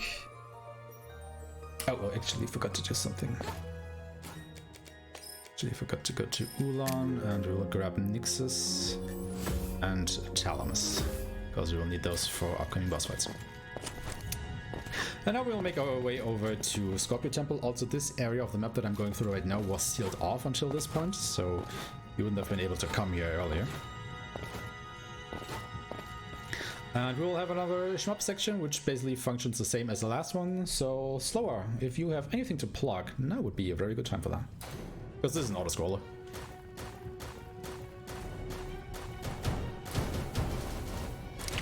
Well, once again, unfortunately, no donations. Again, you guys gotta get those donations on. Come on, guys. But I guess I can plug in. Once again, that Indiethon is raising money for Child's Play. In addition to helping hospitals, they have provided over 200 kits to domestic violence shelters all over the United States through their domestic violence program. These kits come with a fully loaded Xbox One with an environment-appropriate games and are designed to create inviting environments for young survivors of domestic violence. To learn more about their domestic abuse program, check them out at childsplaycharity.org.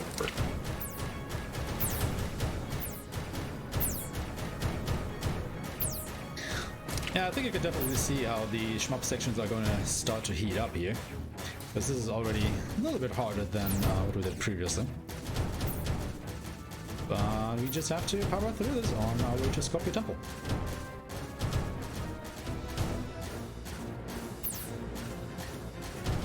Also, just to tell you what's going on, in the upper left corner, if you haven't noticed it already, that's actually our life bar. You know, these green diamonds, I want to call them. And I've already lost one of them, and I actually picked up a power-up that I didn't want to. It's a little bit unfortunate because even though I have a larger projectile now, I have the double shot power-up, which makes this quote-unquote boss fight here go by a little bit faster because you can hit it 2 times instead of just once, but oh well.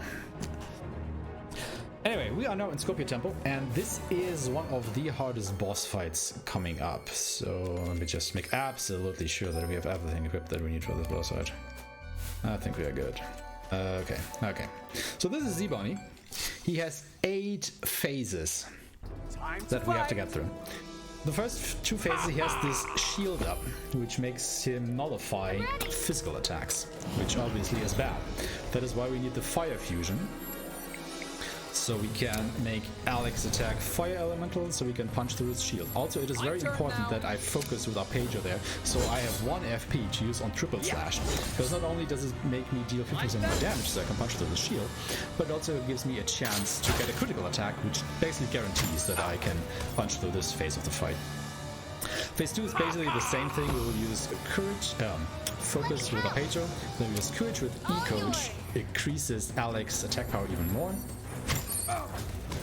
Now Zibani will keep using this attack on Alec, and it would actually stun him, but we picked up the stun guard ring before we went to Libra Temple. So he's actually immune against stun, which is very important, so you know we can keep on attacking. And now that we have pushed through the first 2 phases, he will go into phase 3, which is the main phase of the fight. Sadly, the transform animation is bugged. Here we go. This should have played a little bit earlier. Now we use defense break to lower his defense. However, he's resistant against that, so we are now at 0 FP. I'm ready. However, since you're at 0, we can still use focus, and Zibon is actually weak against fire now, so I can finally start exploiting weaknesses, and we have just 1 FP to put into our attack to hopefully punch through this phase and 1 attack again. Yeah. Sadly, we didn't. Well, that is the first. Okay. So, what do I do? Normally we push him into phase 4 here, but I guess I can just do this. Yeah, we'll be just off 1 cycle now. Shouldn't matter too much. Let me help.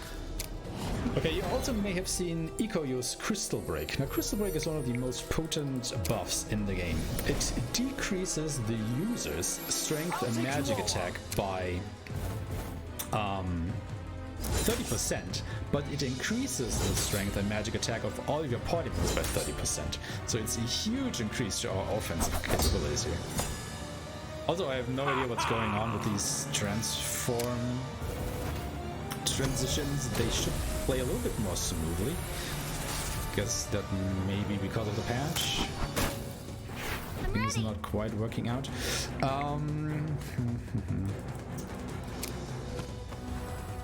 I'm gonna stall for a little bit here, because I need something else to happen. Because I need Arpeggio to push him into the next phase. Okay, that worked. But also a bit sad that Alec didn't get a crit to push through phase 3 in 1 go. But I guess it's just this run, you know, it's just really this run. So now the last phase he's weak to physical attacks, so that means Alec can just absolutely wreck him with triple slashes. Now this fight might have seemed easy, but you gotta keep in mind, every time a boss changes a phase, he gets an attack. And you guys can do nothing about this. And Zibani actually just decided to play along, because he used, you know, a lot of weakness spells, or what else did he use? I think this spell, was it, or something? He can just decide to use an Omni Iceor strike, and that has a very high chance of just completely wiping my party, and there is absolutely nothing I can do about it. But he didn't decide to use it, so we got an actually pretty tame fight. The only thing that didn't go according to plan was that Alec was able to push through phase 3 in 1 go, but otherwise that was a lovely fight. So we can now continue into Scorpio Temple, which is this ice palace with the rotating room puzzles. Very disorientating when you do it the first time, but you're just getting used to it, I suppose. Yep, missed the door.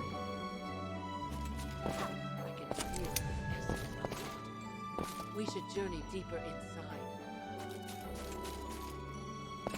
Okay, we're gonna fall down this hole. And it's gonna check. Okay, we should be good.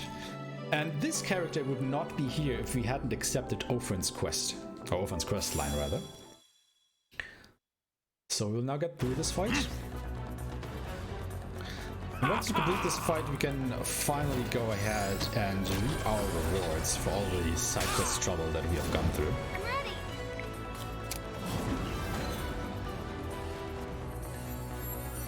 How am I gonna deal with you guys though? Way too many enemies survived our Page's attack there. More of them should be dead. My turn now. Let's try on slash.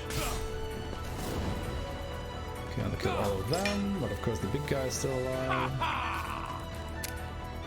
Because why wouldn't he be alive? Yeah. I was just thinking that would not be enough damage. I'll take you all on. Yeah.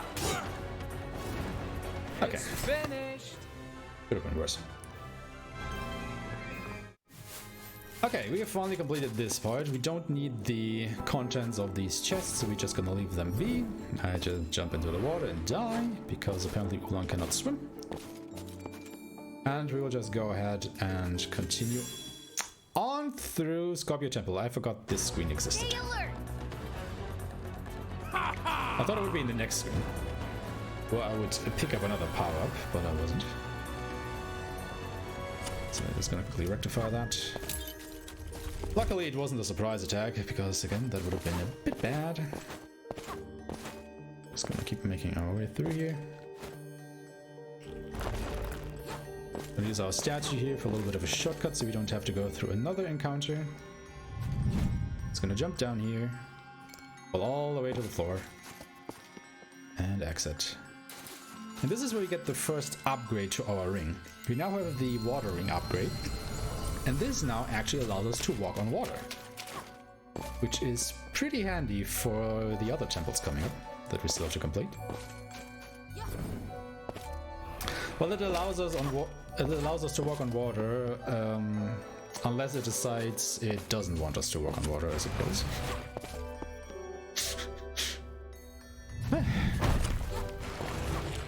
Because for some reason, even though you have the watering upgrade, sometimes when you touch a body of water, you would still die.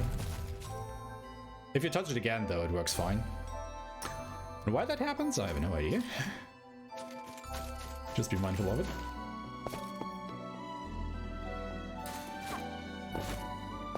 There's another big puzzle room where we just have to push this block all around this room.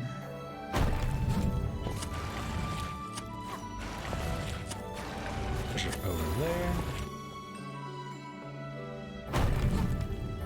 We're gonna pick up this Omni-Ether X. This is very important. We actually need this one for the last boss in the game. Which still won't be in a little while, but just keep that in mind. Hello? Okay. Okay, that solves this puzzle, and since we can walk on water, I'll just quickly come here, ride the tide up. And that is Scorpio Temple done. So we have basically now done 6 temples. Again, we have to complete 8 in order to be able to progress with the main story. Oops. Did not want to do that. So we have 2 more to go.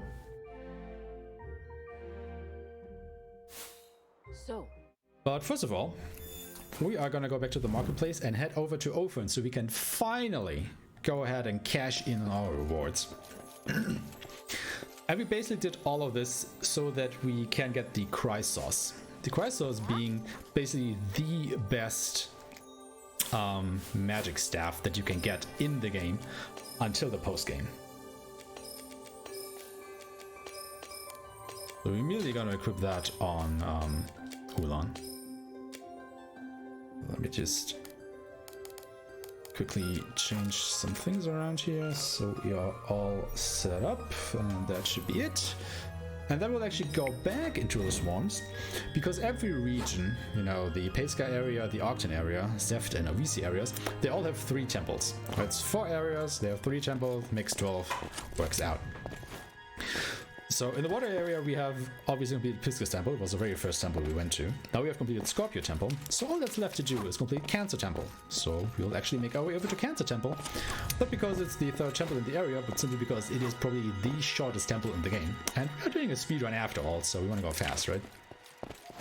So we'll just quickly make our way over to Cancer Temple. And don't worry, it isn't literal cancer. It's way milder than that. Because we have all the utility that we need to basically skip all of its puzzles. Which is very nice. But as always, we will do the boss fight at the entrance to the temple. Not exactly sure why the game decided to do that, but yeah, all the bosses are at the entrance to the temples, not at the end. But you will only get the reward at the end, so you still have to go through it. So this is Karkinos. He's a cute little fluff ball, and he will absolutely wreck you if you're not prepared. So he is weak against lightning.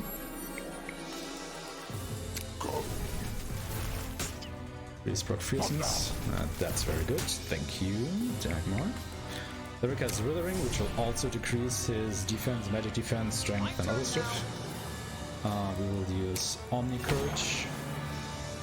And then Ulan will just wreck him with the Nixus.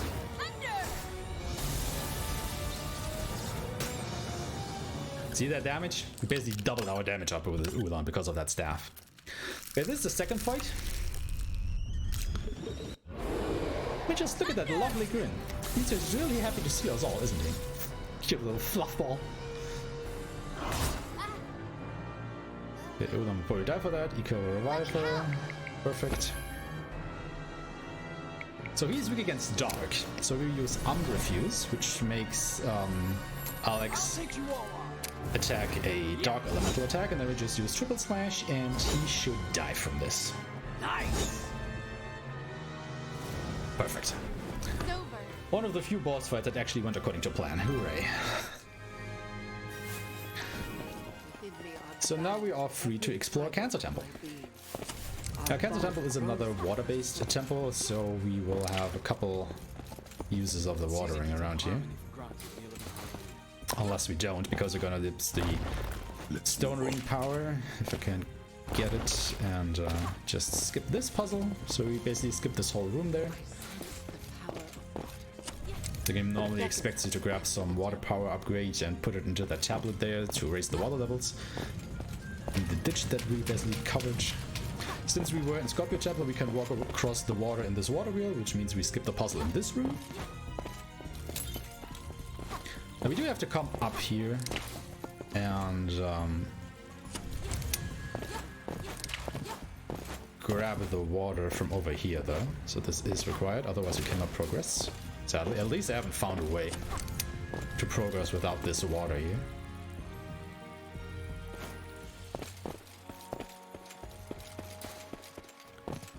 Gonna come back here. Gonna drop down here. We only need to push this one block. Normally you would have to push two, but with a very precise jump, I can make it over to the next box without having to push that into place as well. And of course I didn't get the jump. Okay, second try is okay. So you basically have to walk to the very end of that block, and I just missed the elevator cycle. So this is on a global cycle. If you make that jump the first time in the previous room, you can get here early. And this is basically the fun part of this temple, because by doing this, I can just get the height right. There we go. We basically skip a minute, or I think that puzzle that you have to do to be able to put this wheel into motion takes about 3 minutes or so, but with that jump we could just completely skip that. So this is a very nice and fast Cancer Temple, and now we only have to do one more temple, which is gonna be Libra Temple. Libra Temple being a Wind Elemental Temple. And we're gonna fight Shamash here, who is guarding the entrance. Let's fight. Alright, let's see what he does. He uses Punishment, which puts all kinds of status elements on one character. That is why we brought Panaceas, so we can just go ahead and cure this. Oh, he is weak against Earth, so we're gonna go ahead and abuse that.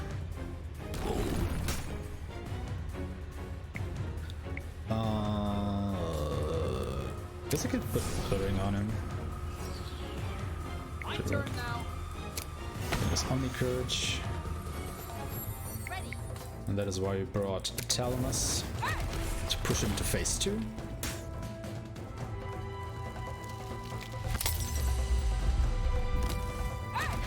Now once he's in phase 2 and he gets his turn, he will use, what's it called? Omni Punishment, exactly, which puts a load of status abilities all across our party. And that is why we bought one of the Omni Panaceas earlier, so we can just immediately get rid of all of them. Now in the second phase he's also weak to light, so we'll put Aerial Fuse on Alec. I'll take you And once again use Triple Slash and be done with this encounter.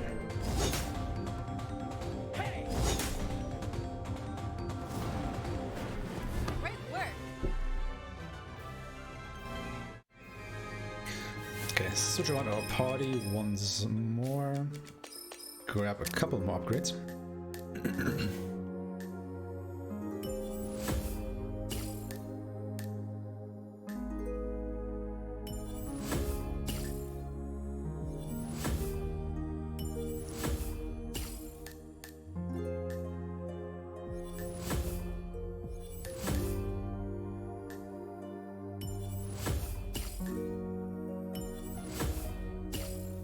Okay, and we're good to go into Libra Temple.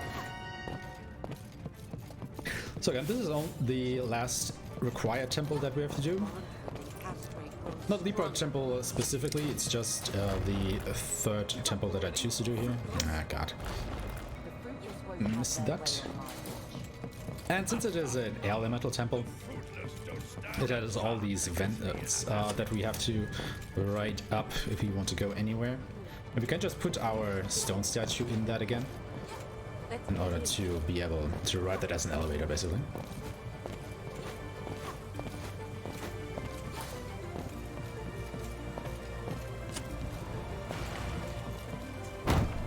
Just gotta wait for that box to calm down, because while it's hopping like that, we can't actually push it. Just have to wait for it to stop hopping, and then we can put it into place right there. And we will make our way over to this vent, which has now been activated.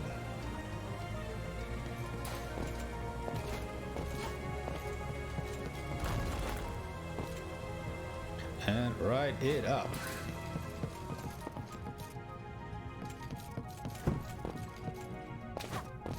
Since we have the watering upgrade, we can drop into that pool of water and take the shortcut down here, which takes a little bit of time. Again, this is why we want to go to the water temples.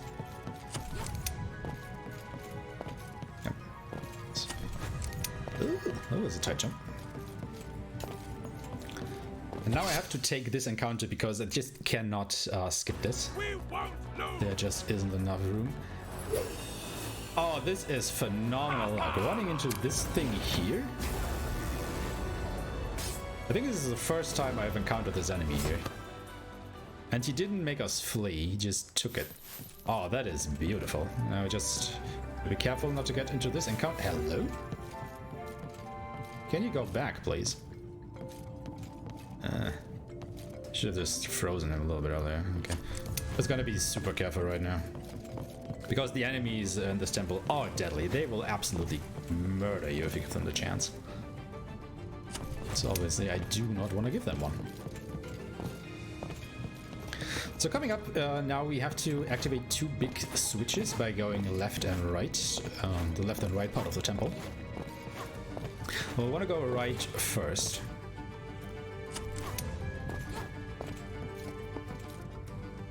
And you will see why in a moment.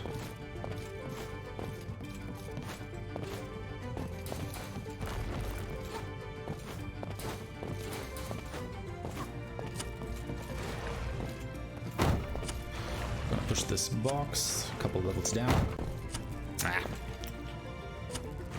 So you can't actually shoot your ring again while the projectile is still on screen, so I have to wait a little bit around here. Come on, move. Yep, okay. So this is the first switch. And I want to make a safety save here. Because what we're gonna do is we're gonna try and go for 2 frame perfect jumps back to back. Yes, we have that in the run. So you've seen me abuse this stone power for jumps quite a bit. What I want to do is I want to make my way over to that other switch over there.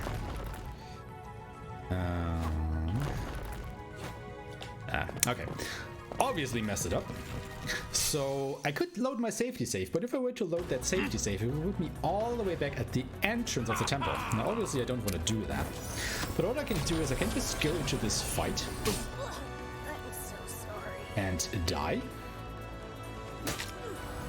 Because if you die in a fight and reload your last save, it actually puts you where you made the save for whatever reason. So I will try this 2 times, and if we don't get it, well, then we don't get it.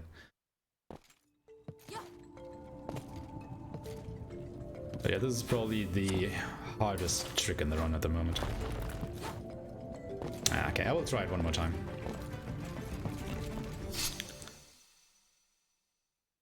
This'll be over quick. And if not, we'll just do it the intended way.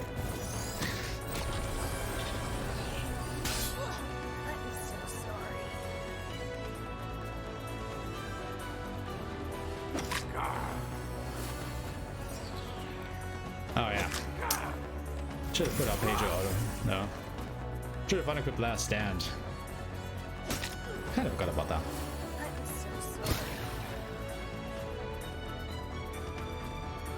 So the problem is with Arpeggio, if you remember, we have last stand on him, which makes it so that he can sometimes defy death. Okay. Thankfully it didn't trigger a couple times in a row. But yeah, I will try this trick one more time, and if not, we'll just continue on.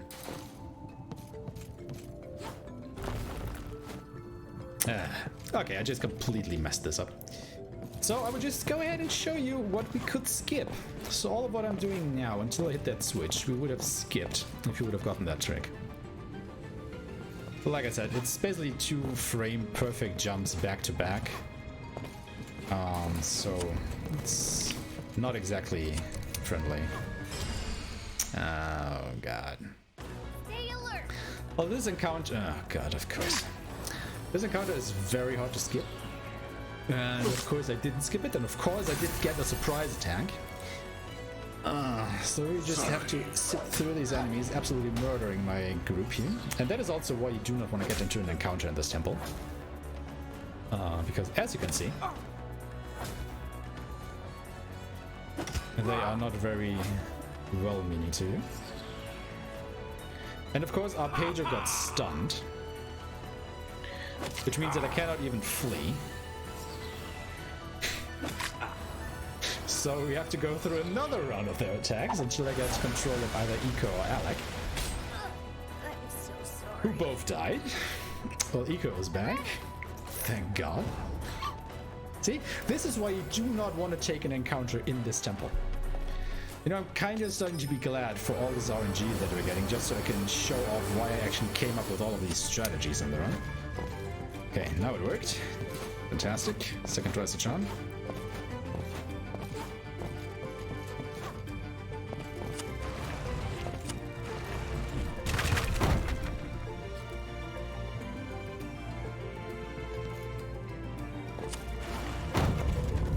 Okay, made it. And this is where we will go ahead and hit the second switch that I could have, you know, activated if I had made those 2 frame perfect jumps. Now you know, but we would have skipped. Isn't that nice, you know? Knowledge is half the battle and all that. Okay, now that we have activated these, we can finally make our way over to the top of the temple, where we will get the wind upgrade for our power ring. And this now allows us to float. So we can't fly, but we can, you know, float down, which is a nice ability to have. And we'll now basically just, you know, make our way to the end of this temple, and I guess that is the point where I can say slower. If you have anything to plug, go ahead. Oh. Yeah, I can let everyone know that Indiethon is sponsored by Chucklefish Games. Chucklefish Games is an independent game developer and publisher based in London, UK, with a charming pixel art and drive to support and create amazing games. They have published countless classic indie games such as Starbound, Stardew Valley, Time Spinner, and more. They have graciously provided us with many cool prizes. Visit their website at chucklefish.org. We are also sponsored by Team 17. Team 17 are an independent developer and publishers. They have kindly provided us with awesome grand prizes, such as the Team 17 and Ifnigon's game's story-driven adventure Epic Chef, which is now out on PC, Switch, Xbox One, and PS4. Visit their website at team17.com and check out their full roster of indie games. As you might have already noticed, but we're doing this little labyrinth through the thorns here. If I touch any of these thorns, I will get set back to the beginning. So I'd rather not do that. So, just trying to fly my best here. Also, I'm always in the mood for a little bit of a sticker brush symphony whenever I go through there. I don't know about you guys, but I think it would just really fit the mood. Don't like the look of it. Anyway, we have completed Libra Temple. Finally. So, of course, our reward for having done that is another boss fight. Against these guys again. Except this time there are 4 of them. And they have a lot of HP.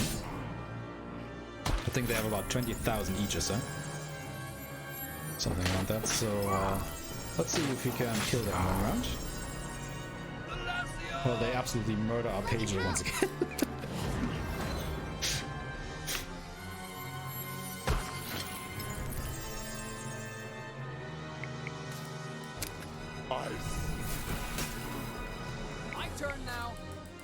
Don't let me down, Alec. What did I just say?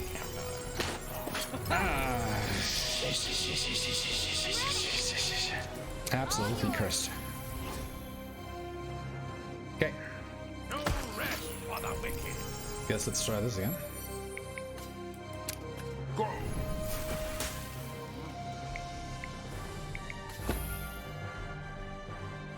I mean, not gonna lie, it was still a pretty tame fight, all things considered. They are still alive! 200 HP. Oh, you're kidding me. What? Let me help. All yours. Oh. Really, I don't even know what to say anymore.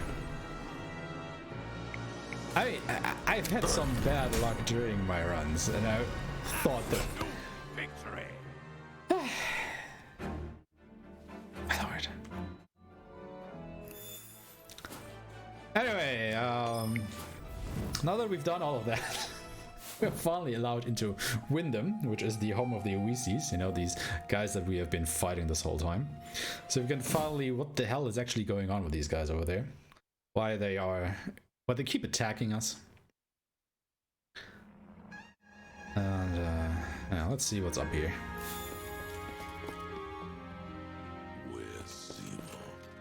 Great. Okay, we're gonna do another quick shopping around here. This and this, okay. Gonna get some new weapons for some of my characters. And I think Eco is... Oh, he already has... Oh, wait. Oh, I know what I forgot about him. No, we never were able to activate these. That is what I was missing. Okay. That'll let the never, I suppose. Alright. Next boss fight. This'll be over quick. So it's these 3 guys again. We might remember that we fought a similar battle all the way back in World of Battle. Obviously these guys mean business. Okay, they just survived that. I'm so sorry. Few survived this. All yours. So now that I can't use Crystal Break with Eco, My turn now. means I probably won't be able to kill these. Yeah, well, okay, we did kill a couple. How much do you have left? Okay. I bet you should be able to kill this guy. Yes, finally. Okay, stroke of luck. Okay, with them out of the way, we do another short shopping trip. Just gonna stock up on supplies. Actually thinking I might buy a couple more than I normally do, just to be safe. And we'll immediately go back to Libra Temple, because this is where the next boss will be. Quickly, he's gonna switch around my party. And hey, it's Brazier again. Remember the fruitless guy? Yeah, there he is. Don't know if he ever got his Fruit Loops or not. Once again, defense break. We'll try and kill Arpeggio. Okay, yeah, just keep on hogging on Arpeggio, it's fine. Just please don't attack anybody else. Another crystal break, and then we just triple slash, and hopefully already kill him.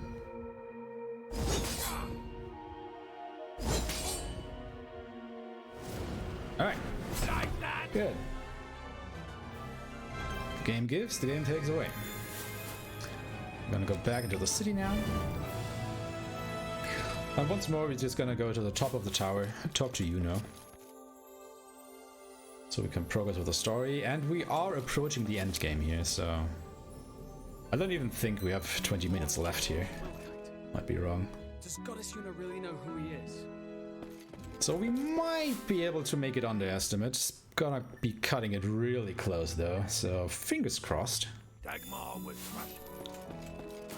Actually gonna switch out my party. Wait, who are we? Oh yeah, just switch out Dagmar used to get so angry with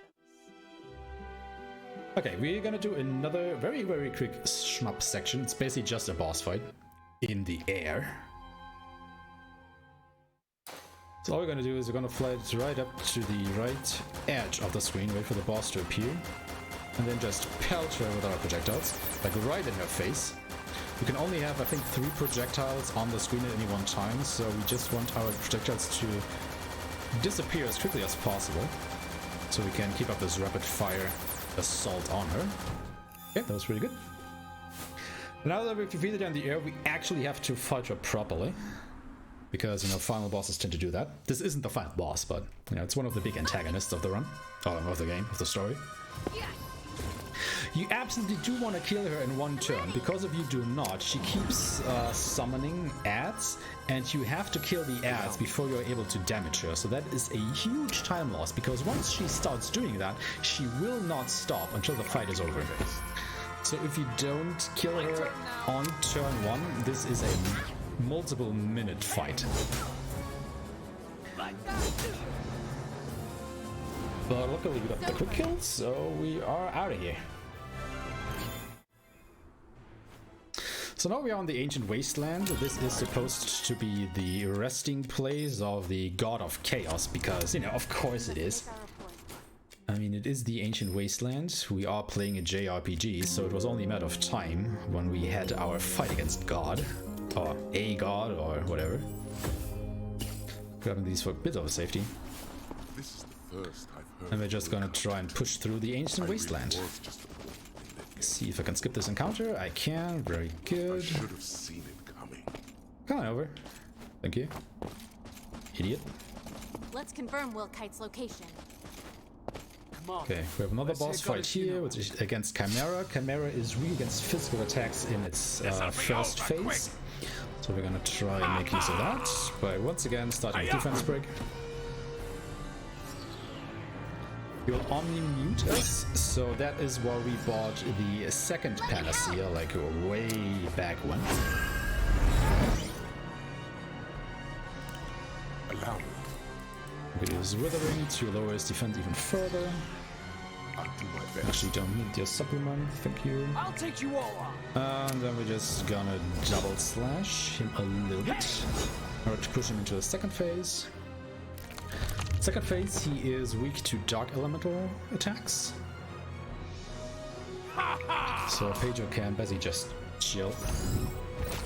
Oh god, why do you use this attack? Forgive me. Okay, only Zima died. This should still be okay. Actually surprised the others survived. So we use Ombrifuse on Alec, and then My turn now. once again, triple slash, maximum power to victory. Yeah. Don't underestimate us.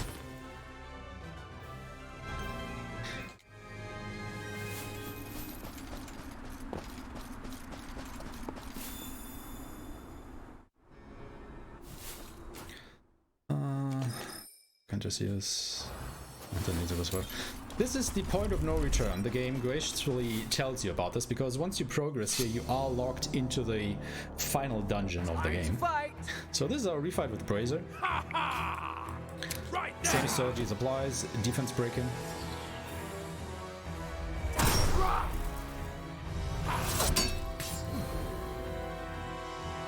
Forgive me. It's fine. Let me help. Why didn't that revive? What? Game really gonna do to me. I mean, rescuer triggered. Why didn't he revive? I don't understand. Okay, we got supplement. That means I can. Yeah, you know what? Let's just focus. I'll take you all. Doesn't matter that Arpeggio is dead. Like that. Wizard should still die. Right?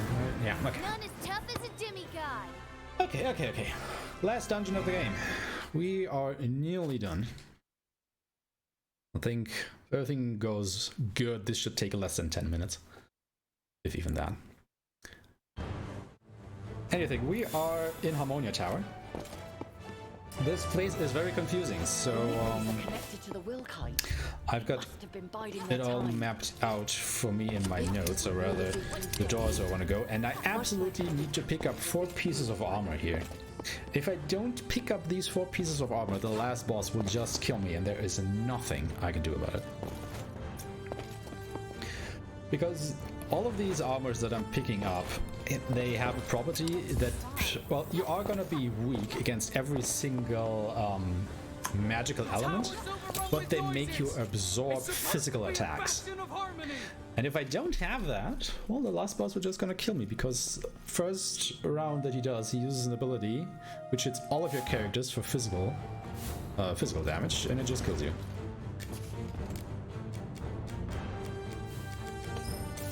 I'll buy one last sword. I don't know if I got that now. So that was the first part of the last dungeon. Now comes the second part. And if you're playing this casually, you will get lost inside of here, because it is actually a massive dungeon. If you don't know your way around it, well, good luck. So we're gonna go to the middle. Gonna go to the right.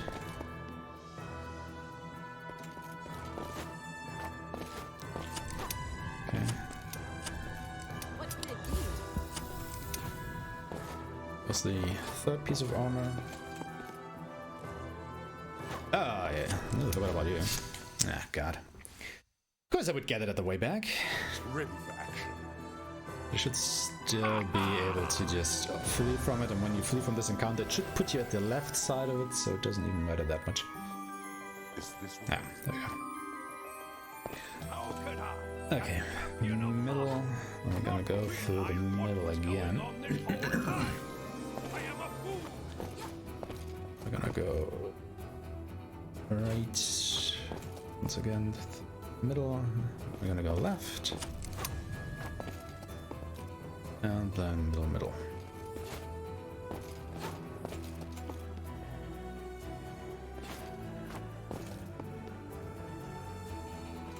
Okay, we even nearly made it. I think I placed that too high, yeah. Other side Ulan, please. Okay. Alright. We have basically made it, so one last... Wait. switch around here. Now we're gonna equip all of these things. Oh, right here, also getting a weapon. We have all the easy stuff equipped. We're gonna make one last upgrade session here, where we grab all the rest of stuff that we need. Let me just double check that I actually do grab everything that I need. Do I grab this? I think I do. Yeah, okay. So we are about to face the final boss of the game. That fight can go either really, really good or it can go really, really bad. That's actually not true. Because we're actually gonna words. The boss fight is split into two distinct fights. The first fight is free, as long as you picked up the armors that I picked up in this last dungeon here. You know, the ones that make me absorb physical damage. And if I don't have those, I am dead. But I do have them, so everything is gonna be fine. Okay, we should be set up here. And that fight will be over really quickly. So I basically need only one attack to kill him. It's basically, I think it's more of a check if you have picked up those pieces of armor in the last dungeon or not. The problem is, of course, the second fight, and that will be the actual last fight, but we'll get there when we get there. For now, this is the first fight. He will start the fight with an withering, so that increases our stats. Then he gets a second turn, and he uses Omni Triple Slash. And this attack will kill you if you do not absorb physical attacks. Or nullify them at least. Ooh, give it to me. Okay, we use Mars, that will increase the damage against him. Then we'll use Aerial Fuse on Alec, because the boss is weak against light attacks. Light elemental attacks. Then another Triple Slash, and this fight is done. Nice. And then we'll progress to the very last boss of the run. This will take about 2 minutes, so we can still clear the estimate. However, the very last phase has a certain combination of attacks that will just kill me and have to do the whole 3-minute fight again. So let's hope that doesn't happen. Anyway, last boss fight, he has 4 phases. The first phase is weak against physical attacks. That's basically a freebie. Also, as you can see here, every single attack that guy does will kill my characters. I have no way of surviving anything of what he does. I'll do my best. So I'll take you all on. Triple Slash, which will put him into the second phase, hopefully.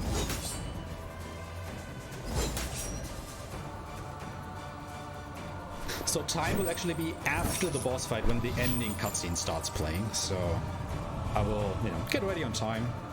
We're just 1 or 2 minutes out from that. This is why I pick up Ice Runa, because he is weak to ice here. He's weak to a couple elements that changes per phase, but ice is at the top of the spell list, so it's just convenient to grab it. Oh, she actually managed to push him into phase 3 already. Ha! Oh, there were some really good damage rolls. Okay. What are you gonna do, my friend? Okay, this is why we picked up the Omni Ether Axe back in Scorpio Temple, because at this point he just completely saps all of your MP. So we use another Aerial Fuse on Alec. Get another supplement. So it's this one. My turn now. Another fully powered Triple Slash. Remember, we have Aerial Fuse, so that will just straight up get us out of phase 3. So we are now in phase 4. This is the last phase of the game. Now what he does here, he has an ability to stun all of your characters for a turn, which basically means he gets 2 turns. And if he uses a certain combination of attacks here, I am dead. There is nothing I can do about this. Because he uses force spells, which are not elemental, so you cannot defend yourself against those. So we will hope he uses physical attacks, because we absorb those. So time leap. Now all my characters lose a turn. My turn. So let's see what he does with it. Cleave is good. because we absorb physical attacks, because again we picked up these pieces of armor. Okay, that's basically it. We win.